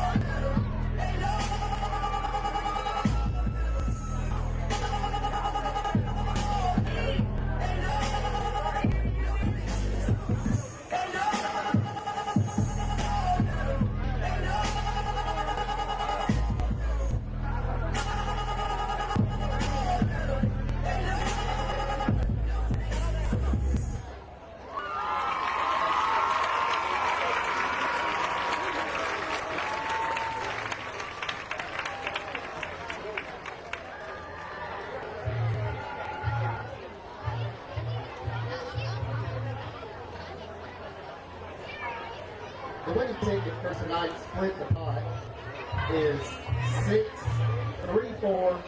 6342137. Again, tonight's winning ticket for the Split the Pot is 6342137. If you have the winning ticket, please sing the cheerleaders.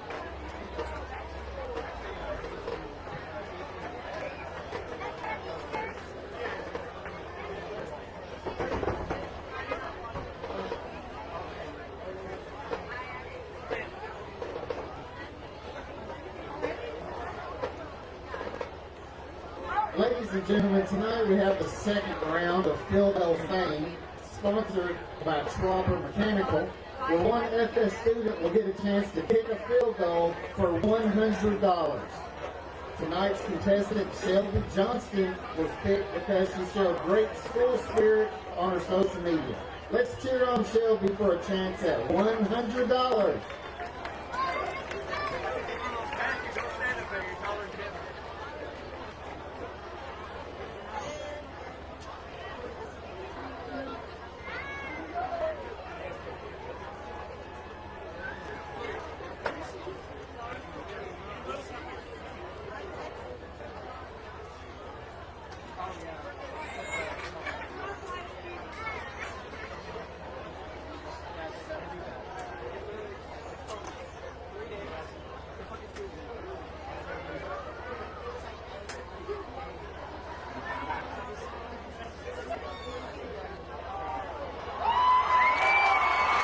And Shelby's kick is good.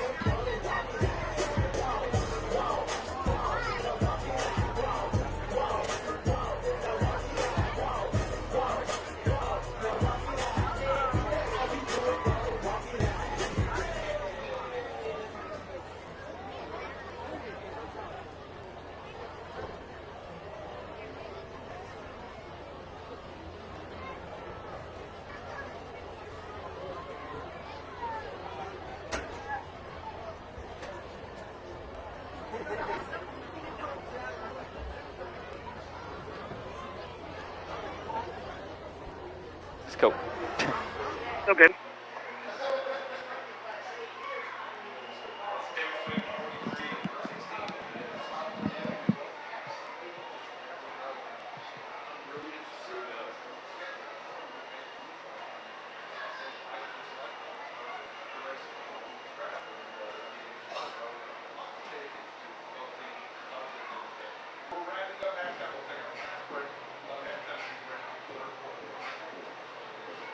You got your Coke?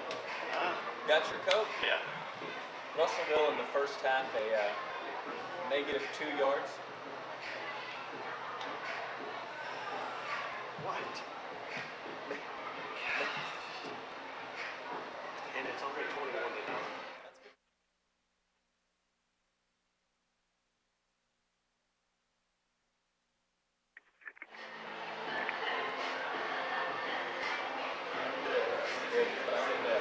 Oh my gosh. Warren East up 21-14 at the half. Really?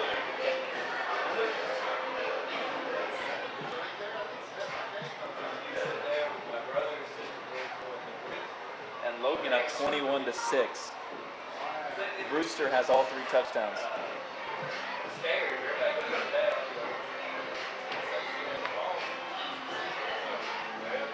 Oh, Bowling Green just scored again. Did they? 21-14. Went for it on 4th down from the 2. That game's already in the 4th quarter. That game's already in the 4th quarter. Did they start early? I like that. It's smart. Yeah. I mean, that's just because then everybody else is going to come to your game because you start first. I haven't seen anything on Central ACS unless there's still nobody scored. 27-20. ACS at halftime.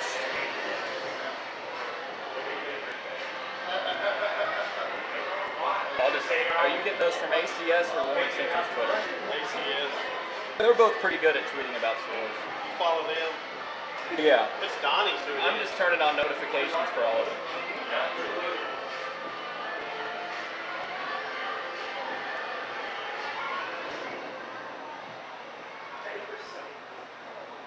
I have VG Preps on, and then I've got them on. Since they don't have a person there, I guess. Phoenix just scored. Did they really just score like that? 21-14. No, it was no. Bowling Green just scored. Well, was it 21-7? Yeah. Oh, okay. Yeah. Because Bowling Green went for it on 4th and 2. They went for it on 4th and goal from the 2. Really? Punched it in. Oh, and the girl made the kick. You see it? She made the kick for the money. Really? Yeah. I mean, she walked up, stepped back, had the form and everything. It was beautiful. Okay, Davis, we're ready. Okay. All right, here you go in 5, 4, 3, 2, 1. Back here, ready to get second half action started between the Wildcats and the Panthers. I guess you could say this is a cat fight. You've been holding that one off as long as you could. Been holding on to that one. It's good to have Dr. Flynn up during halftime. He's always, all jokes aside, he knows his business, and yes. he knows what's best for the students of this Commonwealth, and definitely proud of him as he leads. I called him the superintendent to superintendents.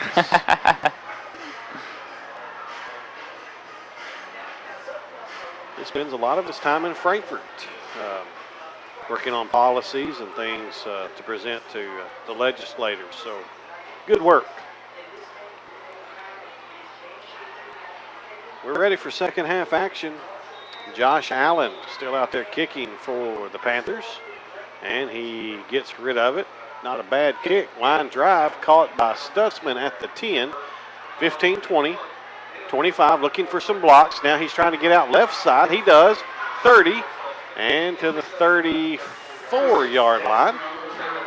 So a 24-yard return for Stutzman gets the Wildcats in good field position to start this first possession of the second half. And never really found his blockers while he was making his way through there, but found a little room to wiggle. And with Leo, if he's just an inch of space, he'll make something happen.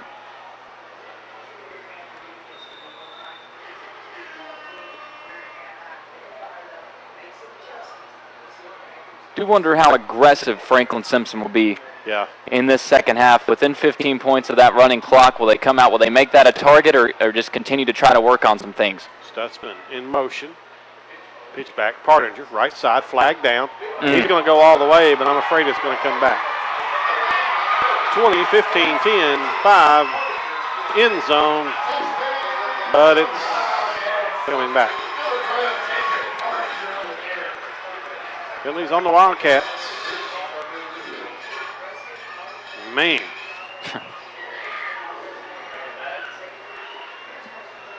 Well, I'll let you know if they're going to be aggressive or not. False start. So negate that one. Had to be an illegal formation or something of that sort because they threw it after the play had started. Something like that. I prefer they throw it before the play so everybody doesn't have to run 70 yards down the field. And especially for Russellville, I mean, you've got 26 guys total on your team. Coach McDougal not excited about that call.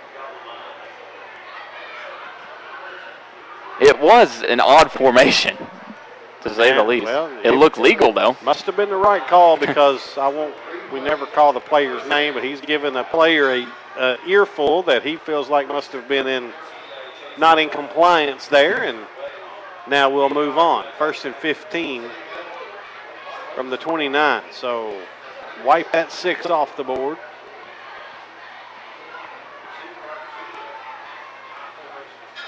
I formation for the Wildcats. Second man through is that Harrison? It is.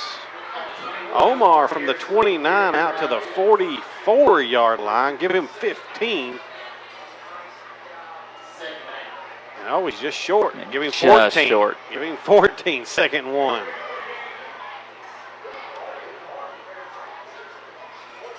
Good run by Omar there.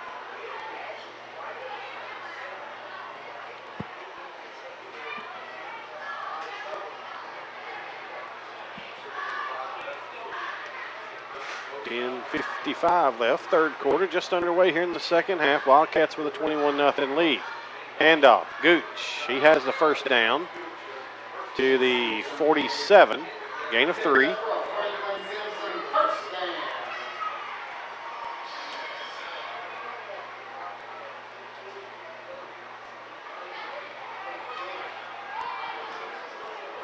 In case anybody was wondering, I got my hands on a Coke. It was a strenuous process. I was a little worried because it was. There are times when I wonder what Brian Talley would be without his Coca-Cola, and that was one of those times.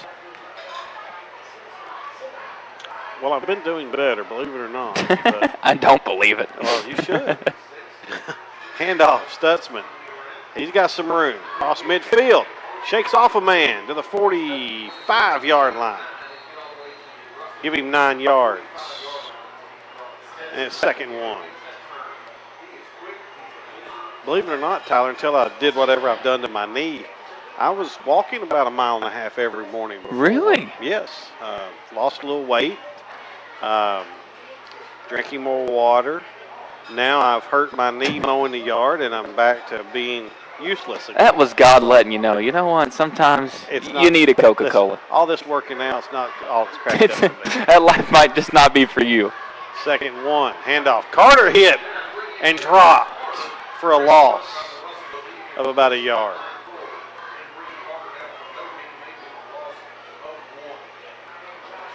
It'll be 3rd and 2.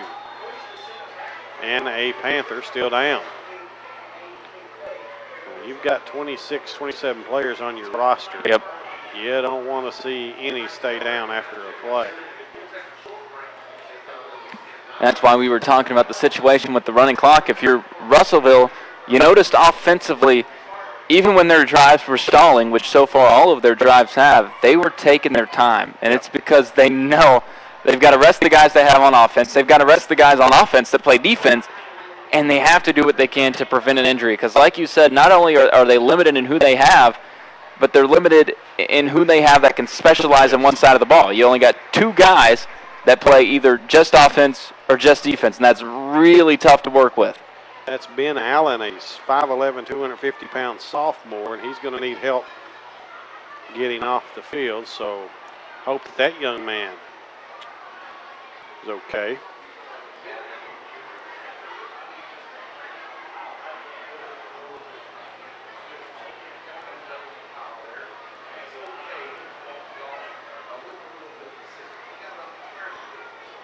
.9:30 left, third quarter. Wildcats facing a 3rd and 2.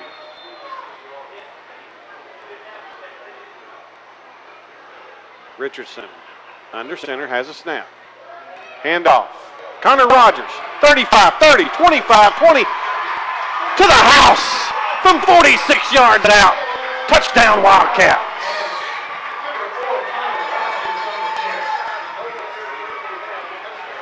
Well, we had the first big play taken away, but we got it the second time around. No flags anywhere, I don't think.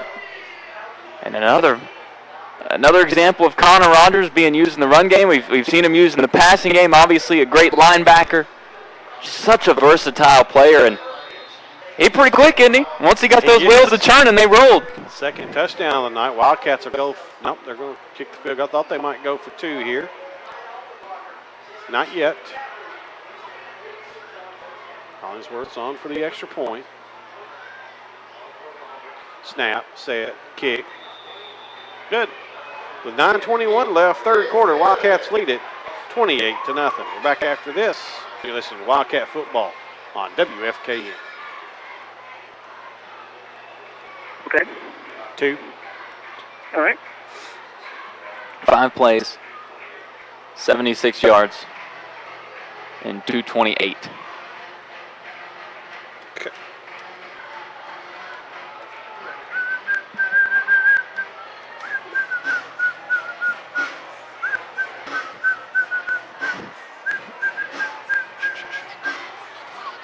Oh, St. X has scored again. Really? 28-14.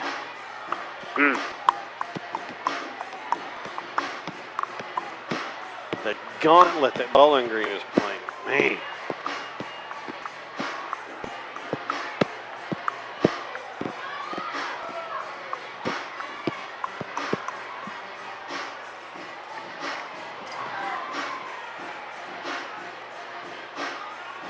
Here we go in 5, 4, 3, 2, 1.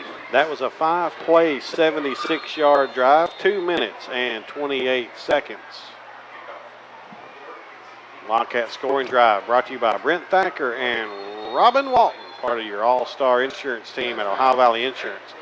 Give them a call at 270-253-5016. Don't forget, we'll join you from McDonald's tomorrow morning at 8:30, Coach Preston and myself, for Coach's Corner program as we delve a little deeper into this game tonight and look forward to the new season beginning next week. 4 straight weeks. Absolutely right. District play with fall break through in there somewhere. The 4 most important games of the season, those are the games that you game plan for and you set up for with the tough start to the schedule. Reese wants to throw it on first down. He does, throws it out of bounds to keep big A.J. Burr from throwing him to the ground.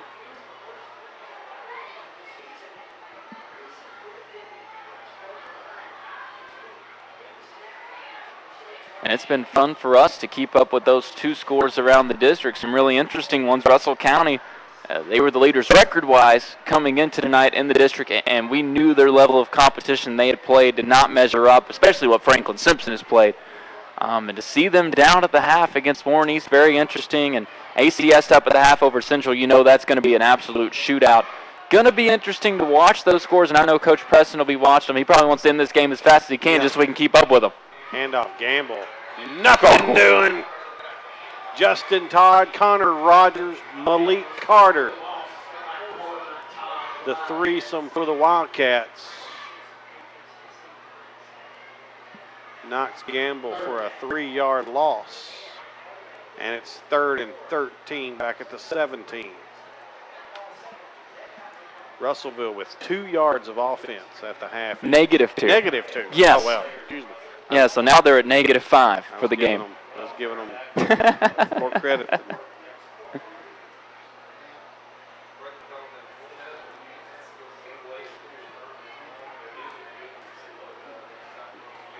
They face a 3rd and 13 here, down 28-0. And that -2 was after they picked up near 30 on their last drive. Reese back to throw. Has time. Now he's feeling pressure. Now he rolls to his right, looking. Has to get rid of it. Does. Got a man. It's caught. Good catch. And he's going to be just short of a first down. I think that was Elliott on the catch. It was. And it's going to be 4th and 1, Tyler. And if you're Russellville, I think you roll the dice. Yeah, at this point you kind of got to. And they will. 4th and 1 at their own 29-yard line. And if you're Franklin Simpson, you get a stop here. You're about 30 yards from putting that running clock on if you can score and convert the 2-point conversion. But you got to be disciplined here. They're probably going to try to get you to jump off initially. That was close. Ooh, it was close. Now it's a keeper. Ooh. One guy says he didn't get it. One guy says he did. It's been that way all night. And he got it. First down, Russellville, I think. Yep. He needed a yard. He got, which is 3 feet. He got about 3 feet and 2 inches. That's the first down, nevertheless. Mm-hmm.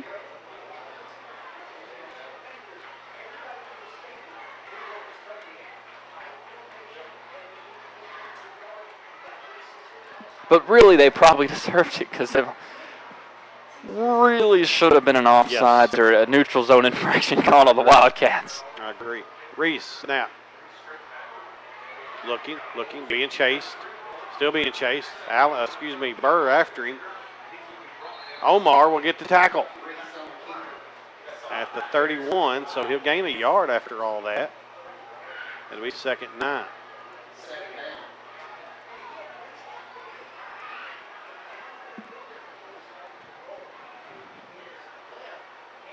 Reese has been busy tonight. I'd love a tracker of how far he's had to run. It feels like every play that he's dropped back to pass, he's ended up 8-9 yards out of the pocket, scrambling just for his life. Has not gotten much help from his offensive line. Which, once again, understandable with the depth issues. When he gets time or when he gets an opportunity to throw, he throws a nice ball. Mm-hmm. And for a sophomore, he's only going to get better in this system. He scrambles again. Flag down. Throws it. That's going to should have been picked up. He threw it right to Omar Harrison like he was on the same team. It should have been picked, and it should have been 6. Yeah, and Omar dropped it. And he looks to the heavens like, how did I drop that one? Flag down. It's going to be a holding on the Panthers. Got to assume Preston will decline it. Probably will. No, he's going to take it. Interesting.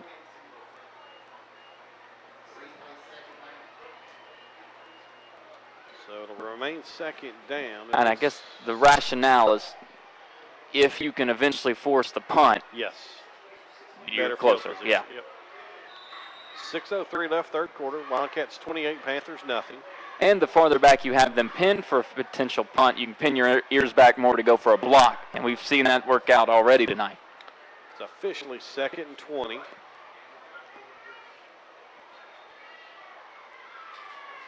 And the snap. Reese wants to get rid of it quick. He does. Throws a nice ball out there. Hangs up forever, though. And Partiger knocks it down out of the air. He threw that ball almost as high as it went lengthwise, didn't he? He threw that ball a country mile, they say. But it falls harmlessly to the ground. Then it's 3rd down. And now your point comes into play here. You hold here. You're going to get good field position to try to potentially, if it's not already, put this game on ice. And a score update, Warren East now leads Russell County by 10, 24-14. Raiders just got a field goal about halfway through the 3rd quarter in that one. So that's a big score. Russell County looking to maybe be the odd man out here early in this district. Justin Todd blitzing from the left side, and Reese just had to get rid of that one. There has been at least 2 Wildcats getting in the backfield almost right off the snap. And it'll be 4th and 20. Yeah, you got to punt it, don't you? You figure. We'll see what Coach Once again, we can't tell it until they line up formation-wise. Right. It's all the same players. They But I think they punt. will, yes. Josh Allen will do the honors. He has it. It's away. Stutzman calls for a fair catch at the 46. And he has it there. And the Wildcats will be in positive territory to start this drive.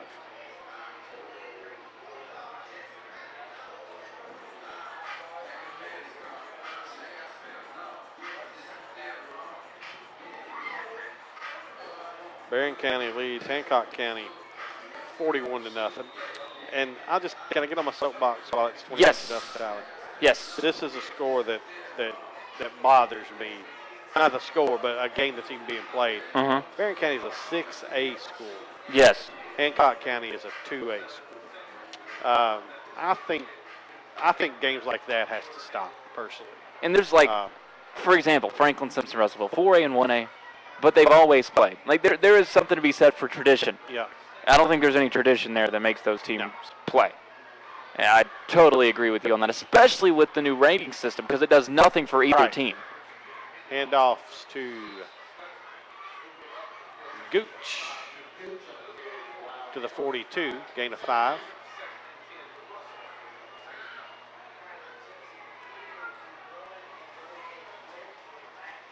I don't know. I mean, it is hard to, you can always nitpick. You can nitpick a schedule on any level of any sport, obviously. Yes. But that's just a no-win situation, in my opinion, for either school, Because if you're Barron County, what do you gain? Right. What do you gain? Now, Barron County is not your typical 6A school, having said all that, obviously. They're not very good. Let's call it like it is. Gooch runs for 2 yards to the 40.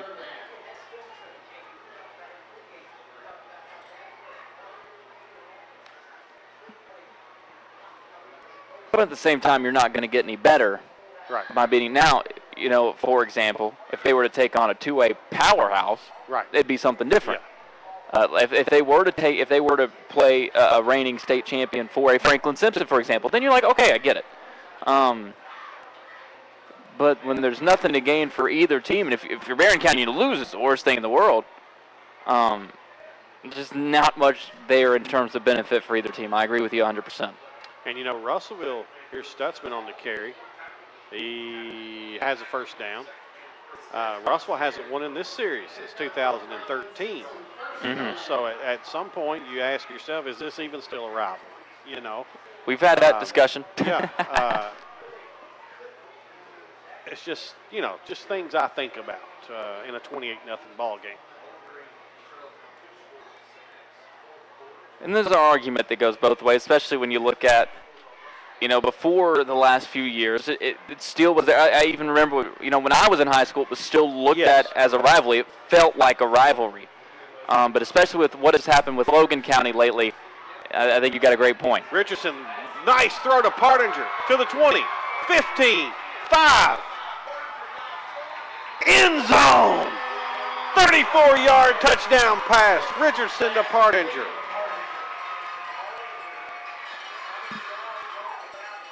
Tedrick has played a heck of a game. A tough start to the season, but he's ran really well tonight. We've talked about this several times in the past. He's running with a little something different tonight. It feels like he's got that chip back on his shoulder, and that time he caught that ball. The throw was great, but the jump cut that he made as soon as he caught it was exceptional, and it threw everybody off, and it was why he was able to make it into the end zone. The Wildcats are not going to go for 2, Tyler. Interesting. Snap, set, kick. Good. 3:33 left. Third quarter, Wildcats 35. Russellville, nothing. We're back after this on WFKN. Okay. 2. All right. Interesting decision. Yeah, to say the least. Are you ready? Yep. 4 plays, 46 yards, 211. So that makes what? I bet you can guess what Preston's going to say about that. Not going for 2. Do what now? Doesn't give Allen County anything on film. Well, I don't know. You went for a 2-point conversion last week. That's what we're going to say. I don't think he cares too much what Allen County's seen. That's just me. I don't think we should. Yeah, that's what I'm saying. Because obviously they're not very good, so. All right, so you go in 5, 4, 3, 2, 1. It's a 4-play, 46-yard drive in 2 minutes and 11 seconds. That Wildcat scoring drive brought to you by Brent Thacker and Robin Walton, part of your all-star insurance team at Ohio Valley Insurance. They can be reached by calling 270-253-5016. Festival on the Square, by the way, going on tomorrow. If you're going to be out and about or looking for something to do on the downtown square here in Franklin, the Festival on the Square. Get out and eat some good food, look at some cool cars, and enjoy a day here in Franklin. It's good to see a couple of touchdown passes Yes. for the Wildcats. Good to see somebody catch one that's not Leo Stutzman. As Yep. much as we love Leo touchdowns, like I said, Tedrick he's playing a heck of a game, and you're going to need him moving forward. As good as Leo has been, we see Malik Carter really separate himself in that fullback role. You need that complementary back, and last year it was Tedrick, and he was expected to step up and be that lead guy. It seems as though Leo has taken that role, and if Tedrick can settle back into that complementary spot that he had a year ago, it can't mean anything but positive things for this team.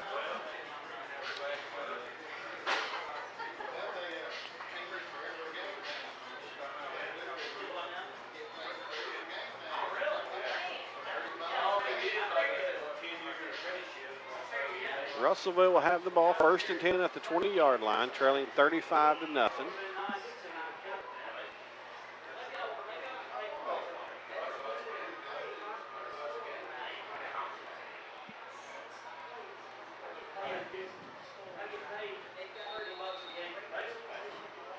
They are now in the positive in yardage.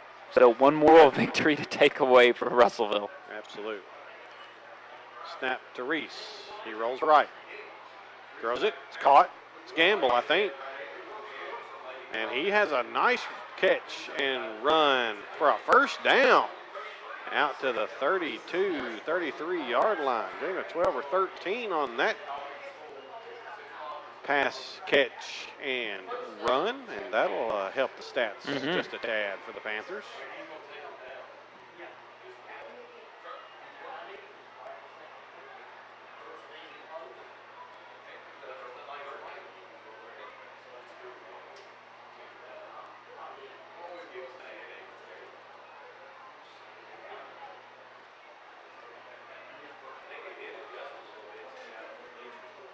More than doubled their yardage for the game, too.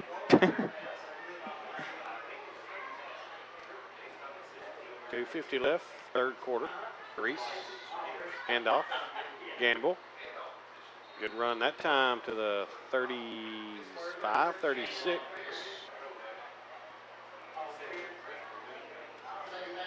Gain they put it up to 35, so gain of 3.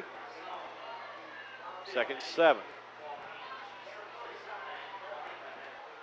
Gamble's a good runner. He runs with, I was talking about Tedrick running a little something extra. It feels like Gamble runs with that every play. And you mentioned this earlier with the offensive line. They lack depth, and obviously you can look at them and see they lack size too. There's only so much of those guys in the backfield for Russellville can do that, and that's, kudos to Franklin Simpson for taking advantage of that. But in those skills positions between Coleman, Gamble, Reese, they got a little something. They got some talent back there. Yeah, for sure. Reese, hands off. Gamble. He gets back to the line of scrimmage, and that's about it. Maybe a yard. Give him a couple, actually. Still be third down. Third and about 5. We do have final now from Bowling Green. St. X 28, BG 14. They take down the Purples. Kevin Wallace comes back to home and picks up a win.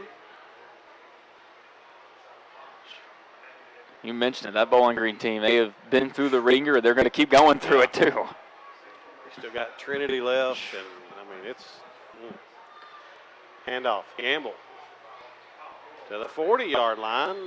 He's going to be about feeding him. 2 yards short of a first down. You got to know Coach Benton will go for this one. Absolutely he will. So it's gonna Last time they lined up and had a sneak. I don't know if they're quite close enough to try it. Might still. 4th and 1, a long one. Yes, at that. about 1.5. But they're out and they're in the spread, so. Yep. We'll see if they go back to Gamble. 2 receivers right, 2 left. Gamble flanking to the left of Reese.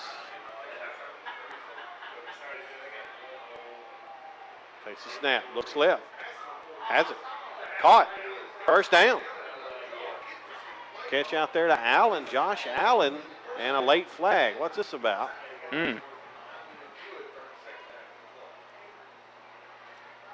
had the first down. Well, after the play was over, a flag comes in.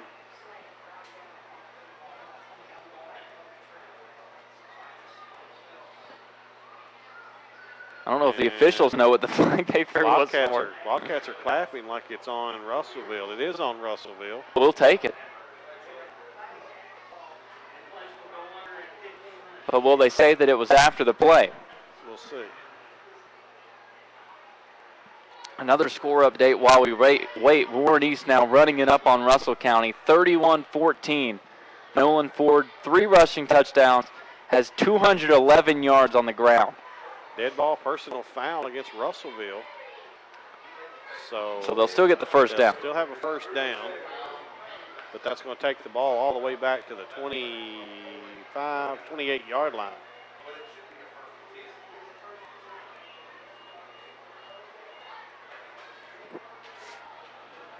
It'll be 1st and 10 there with 21 seconds left, third quarter.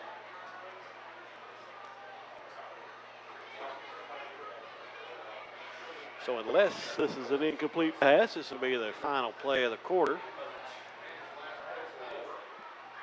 Reese has it. Blitz. Todd has it. Has Reese flushed out of the pocket. Reese looks downfield, gets rid of it. Just throws it away. And that's how this quarter comes to an end. We've played 3 complete. Franklin Simpson 35, Russellville nothing. You're listening to Wildcat Football on WFKN. Okay.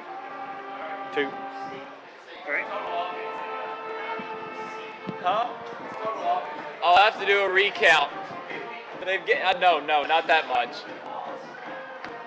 Hey, Chucky. I bet they don't have to. No, not at all. Let's see, 11, 13, 16, 18, 22, 24. Yeah, 26 this half. They're halfway 50. Why didn't he go for 2?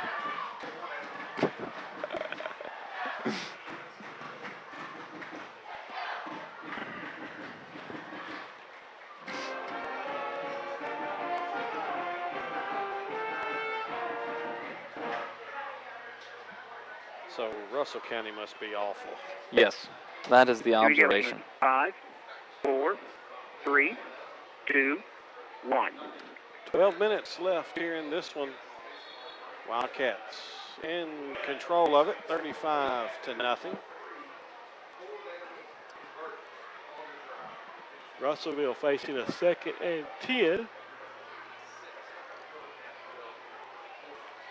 from their own 29-yard line.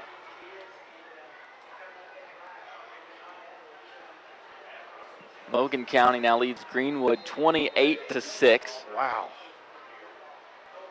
So statement win for the Cougars, to say the least, if they can close that one out. Handoff, Gamble, good run. He's near a first down. It'll be about 3rd and a yard, I think. Had 9 on that one. Yep. 3rd and very, very short. Not even a yard.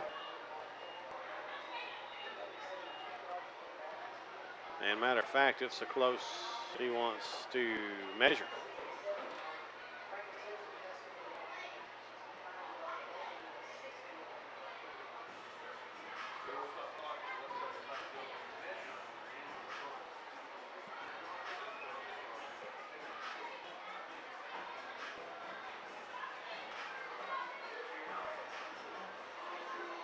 And he'll give him the first down, too.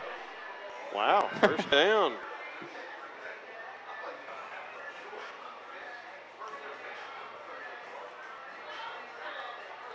Breaking news, Mariota just sacked again. Oh, my goodness.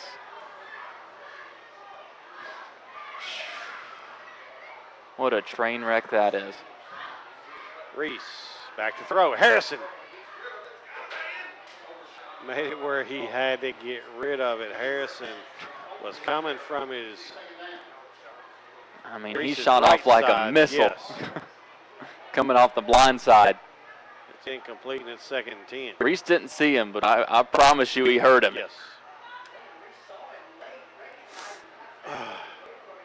And probably the entire Russellville fan section just screaming at him to get rid of the ball or he was about to get waylaid.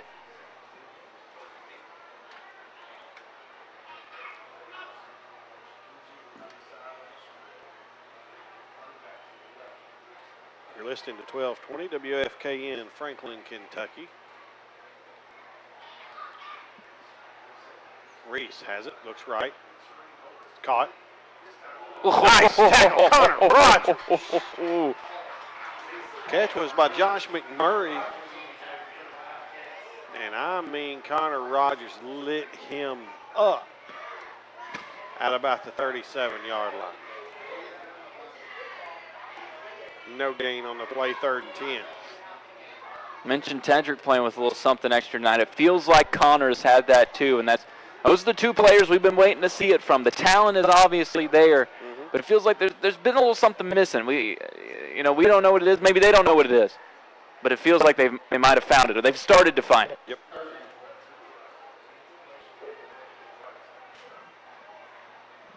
Ten and a half minutes left here in the ball game. Reese with 4 receivers. And he has a snap. Looks, wants to go deep. Throws it. And falls incomplete. He was looking for Xavier Coleman. Leo Stutzman was in coverage. And the ball was severely underthrown, and it's 4th down. Is that a nice way to put it? Yes. 4th down and 10. I mean, it was a wobbler coming out of the hand, and it feels like he's got the right idea on these throws. Yeah. But as young as he is, just he can't quite execute him yet. By the time he's a senior, it could be a completely different story. His arm strength just a little bit lacking yet. Yes. But he's got the right ideas. Yeah. It's not like he's forcing these throws. If the arm strength was there and he could put the throw on target, they're going to put it, Tyler. Yes. At this point, you don't want to risk injury if you're in Russellville's shoes. Gets it away. It's a good one. And it bounces a Russellville bounce to the Wildcat 30-yard line. And that's where the Wildcats will take over with a 35-0 lead.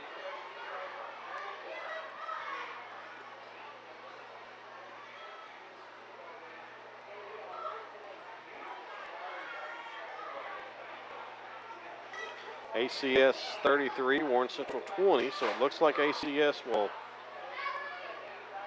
go on to win that one.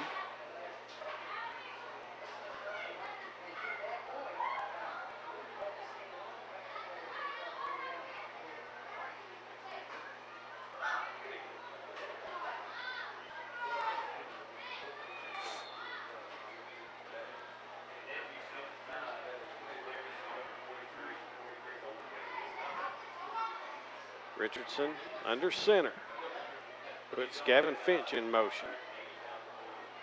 Takes the snap and hands it off to Partinger. And he's tackled at the line of scrimmage. No gain.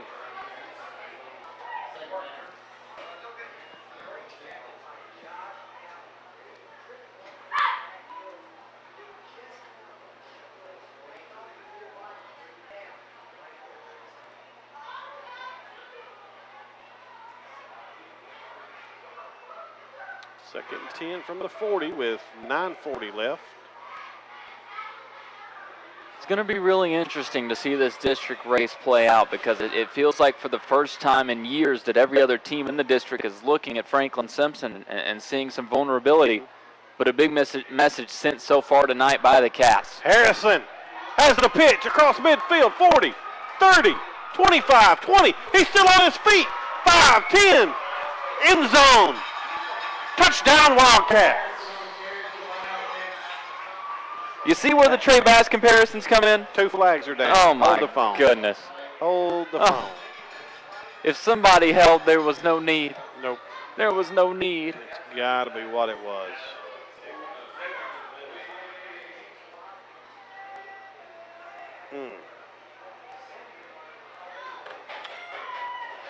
Holding on the Wildcats. It was just a beautiful run. Beautiful run. But once again, we see the area that Franklin Simpson had to clean up last year, and it's been a problem this year. It's been a problem tonight in particular. Those penalties are killers. And, 9:16 left in a game where you're up 35-0. It doesn't matter that much. But 5 minutes left in a game that could be decided by one play, it means a lot more. So that makes it 2nd and 20. So you go from a 42-0 running clock lead to 2nd and 20. Richardson back to throw. Caught. Across the 30 to the 34-yard line. Gain of 4. Braden Bade on the catch. He's had some action. Hasn't had a ball thrown his way, but he's a 6'5" junior, so nice, lanky receiver. Showed good hands there. Makes it 3rd and 12.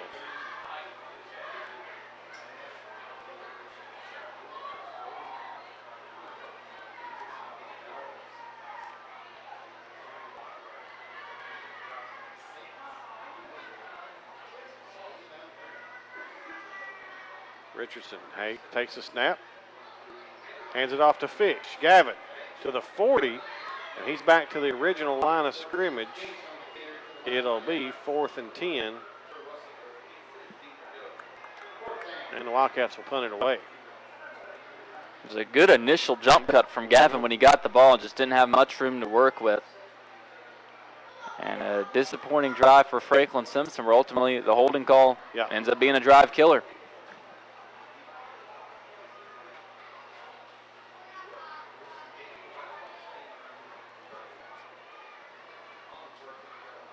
For sure. A lot of things that Coach Preston's going to have to work on with this team moving forward, even coming out of a 35-0, or if Franklin Simpson scores again, whatever the final score is, win. Hollingsworth punts away. Ends up about the 35, and it'll be down at the 36 of Russellville. With 7:34 left in the game, and the Wildcats leading it 35-0.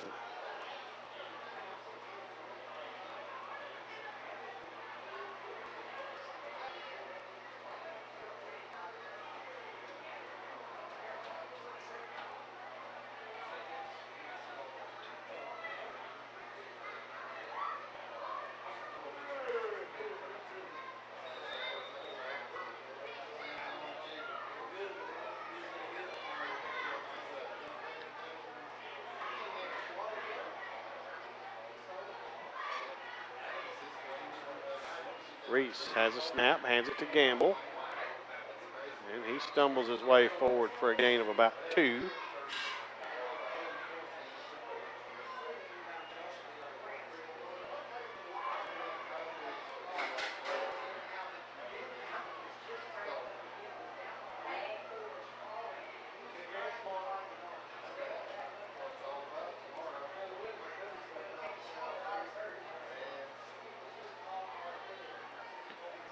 be 2nd and 8.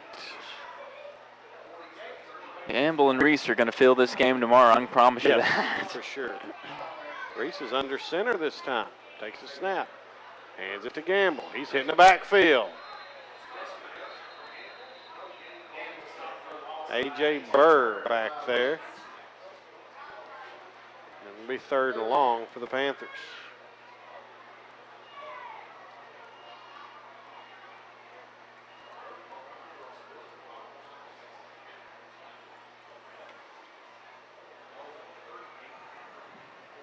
Third and 9 to be exact, so he lost a yard on that one.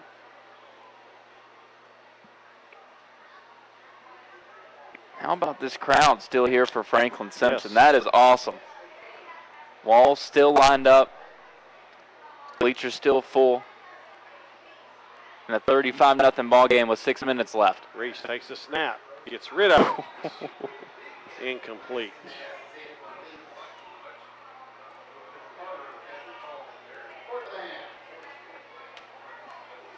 And it's going to be 4th down for the Panthers. While we've got a minute, Tyler, we talked about how good it was, but we would be remiss if we don't say thank you to the Alumni Association for the meal they had over pregame and always invite us over. And we're so kind to Mr. Holt. DeFray even announced that he wanted you and I to go in the line first. Yes. That way we could eat and get up here to do our job. So kudos to DeFray Holt and the Alumni Association for that. Punts away and down at the 40-yard line, and that's where the Wildcats will have it with 5:50 left here in the ballgame. Had some barbecue and some baked beans and some wings. I could just about eat another plate right now, quite honestly. I mean, I had a great time. I had several people come up to us and tell us that I should talk more. I mean, it was just somebody told me I had a voice perfect for radio. People lie. I had such a great time in that tent. Have you not lived long enough yet to know that people There's certain lie? people that I trust in this world, and if you are female and above the age of 60, I trust you with all of my life. And that's where most of my compliments came from. Warren Central just scored 33-26, so that one's not over. They're still in the 3rd quarter. Richardson hands it off to Partinger. Hedrick dancing around across the 40. Dances to the 45, 46, 47, and he stopped there. Gain of 6 yards.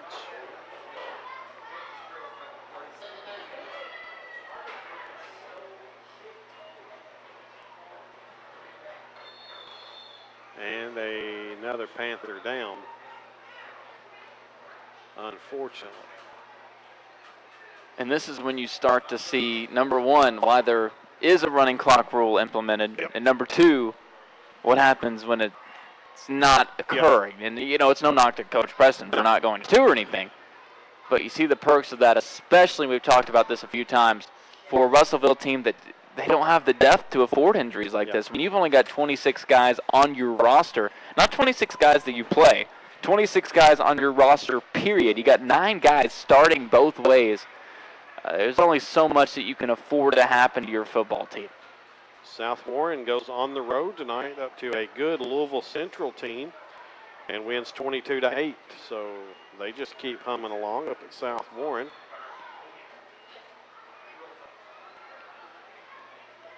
Well, in case you were wondering how that Barron County went, 41-7 win for the Trojans. And I quote from Twitter, impressive 41-7. Well, yes. Because anytime a 6A school beats a 2A school, it's impressive. Yeah. Very impressive.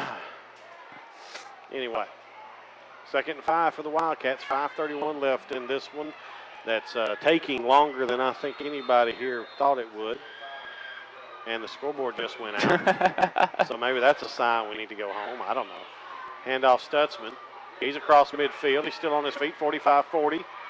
And the 38-yard line.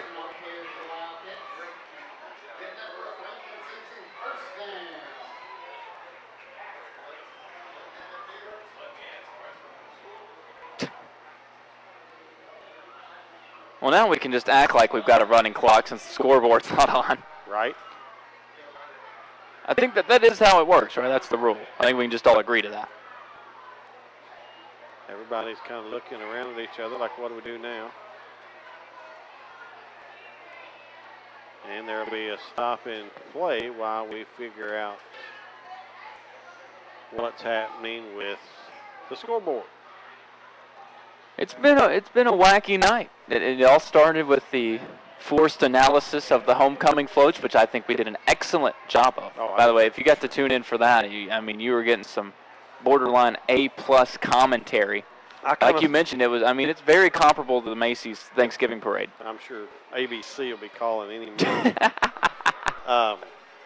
But I really thought last Friday would be the night that wacky things would happen. It was Friday the 13th, but we were sitting in a tent 15 yards out of the corner of the end zone. But it happens to be tonight, as a matter of fact.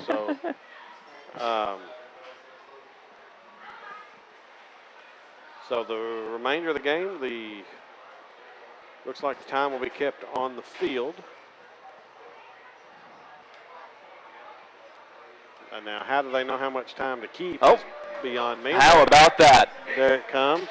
Dobbs fixed it. Never doubt Dobbs. Never doubt Dobbs. So there's 5:14 left, which could be more time than the ref was going to put on his watch. But anyway, 2nd 5 for the Wildcats, and Wildcats run all over the place before the ball snapped. So it'll be 2nd 10.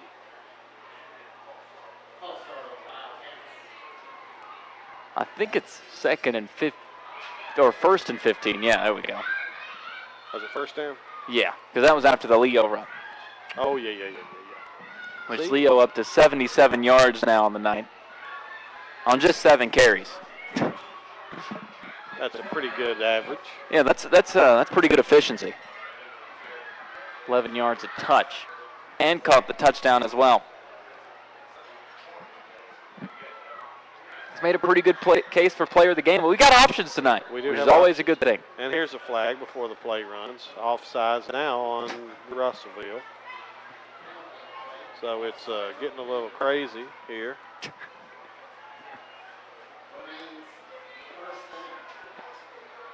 I know as an official, you have to enforce all rules. But there are some cases, such as a 35-0 game with 4:40 left, that I might let one or two things slide. Have you ever been axe throwing, Tyler E? No. Is there a metaphor that comes from this? No. My wife wants me to take her axe throwing tomorrow night. I don't know if I want my wife to learn how to throw an axe or not. This is of much travail in my mind. Gooch has a good run. Across the 30, 25, 20. Steps out of bounds at the 18. 21 yards. I'm a little worried for you now, Tally. Well, she went once with some friend work. So she's already gone. She learned and nothing has happened. But now she's wanting practice, though. Like, the first time you go, you just learn how to do it. The second time you go, now you're practicing. Right. So. And she wants you to go with her. Right. That's the dangerous part. Yeah. If she mentions putting an apple on my head and throwing an axe at it, I'm out. Happy anniversary, sweetie. Yeah. 1st and 10 Wildcats at the 18. Handoff. Harrison, 10, 5, and down there. 1st down Wildcats, 13 yards for Harrison. Omar trying to get that touchdown. He wants it out on earlier.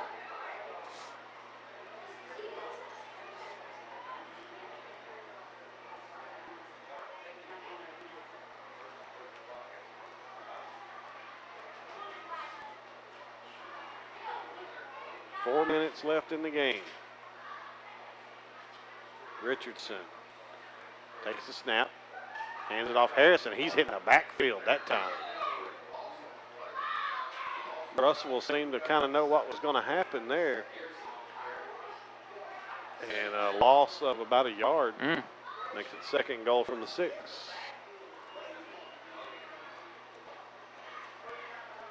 I think they knew what we know, and that's that Coach Preston wanted to get Omar that touchdown back, like you said.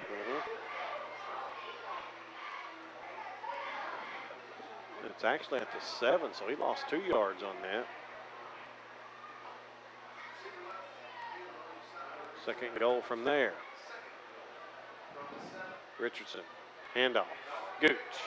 Touchdown, Wildcats. Chase Gooch from 6 yards out. That's Chase's second touchdown. He's had himself a game now, up to 68 yards running on the night, 2 touchdowns. And like I said, it's always better for us to have 3, 4, 5 guys to look at for player of the game when the game is over than having to pinpoint, well, who could we give it to? Now we got plenty of options tonight.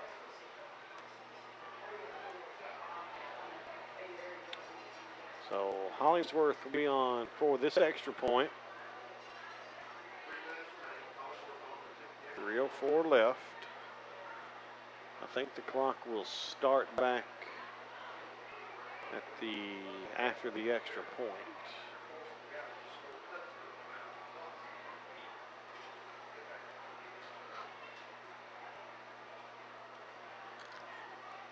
Snap, set, kick. Good. 42-0. Wildcats lead it with 3:04 left in the ballgame. We're back after this on WFKU. Okay. 2. 6 plays, All right. 59 yards, 246. A long 246. It was. Whew. 255, 54, 60. Wait.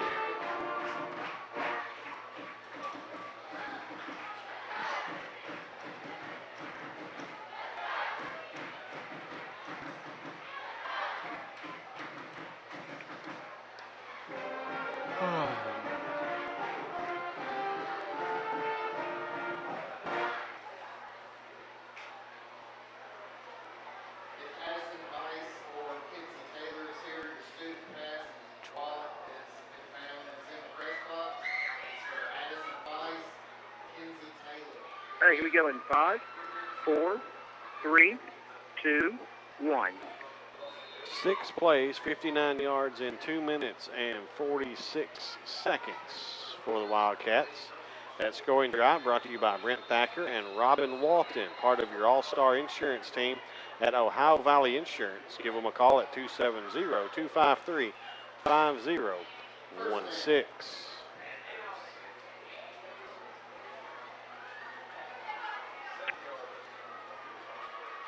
So the Wildcats are going to go 1-4. Russellville going to fall to 0-5.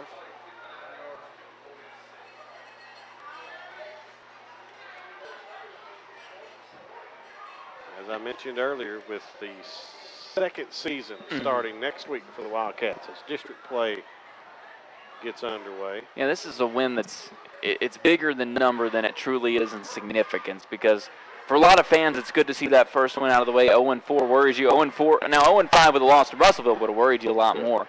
But for the players, you hate to say that a win doesn't mean much, but for a team that's won back-to-back state championships, to get that first one of the season means something. Yes.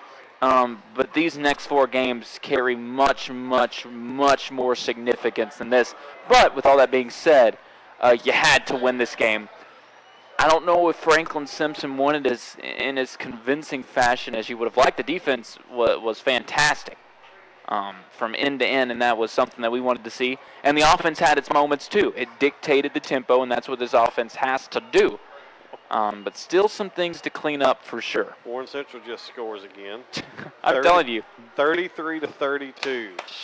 With 7:49 left still in that When's the last time you looked at this district and said, you know what, this could be fun? Yeah. Yeah, it's going to be interesting to say the least. False start on Russellville.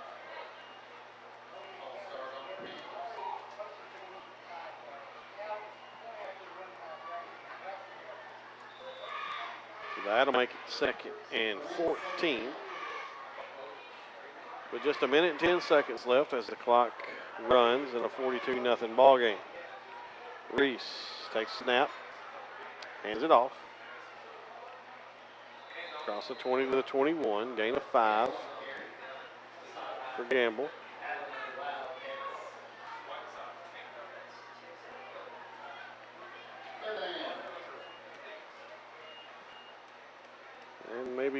time to get off one more play for Russellville. 40 seconds. They don't seem too intent on it. They don't seem real crazy about doing anything, and I don't blame them. They won't if they don't have to, and I don't think they may have to. I think Coach Benton was asking, do we have to? And they said, well, yeah. 16 seconds. Reese takes snap. Handoff. Up to the 25, and that'll do it. Wildcats will win it here tonight, 42-0 over the Russellville Panthers. We'll come back and wrap it up for you after this. You're listening to Wildcat Football on WFKN. Okay. All right, what do you need?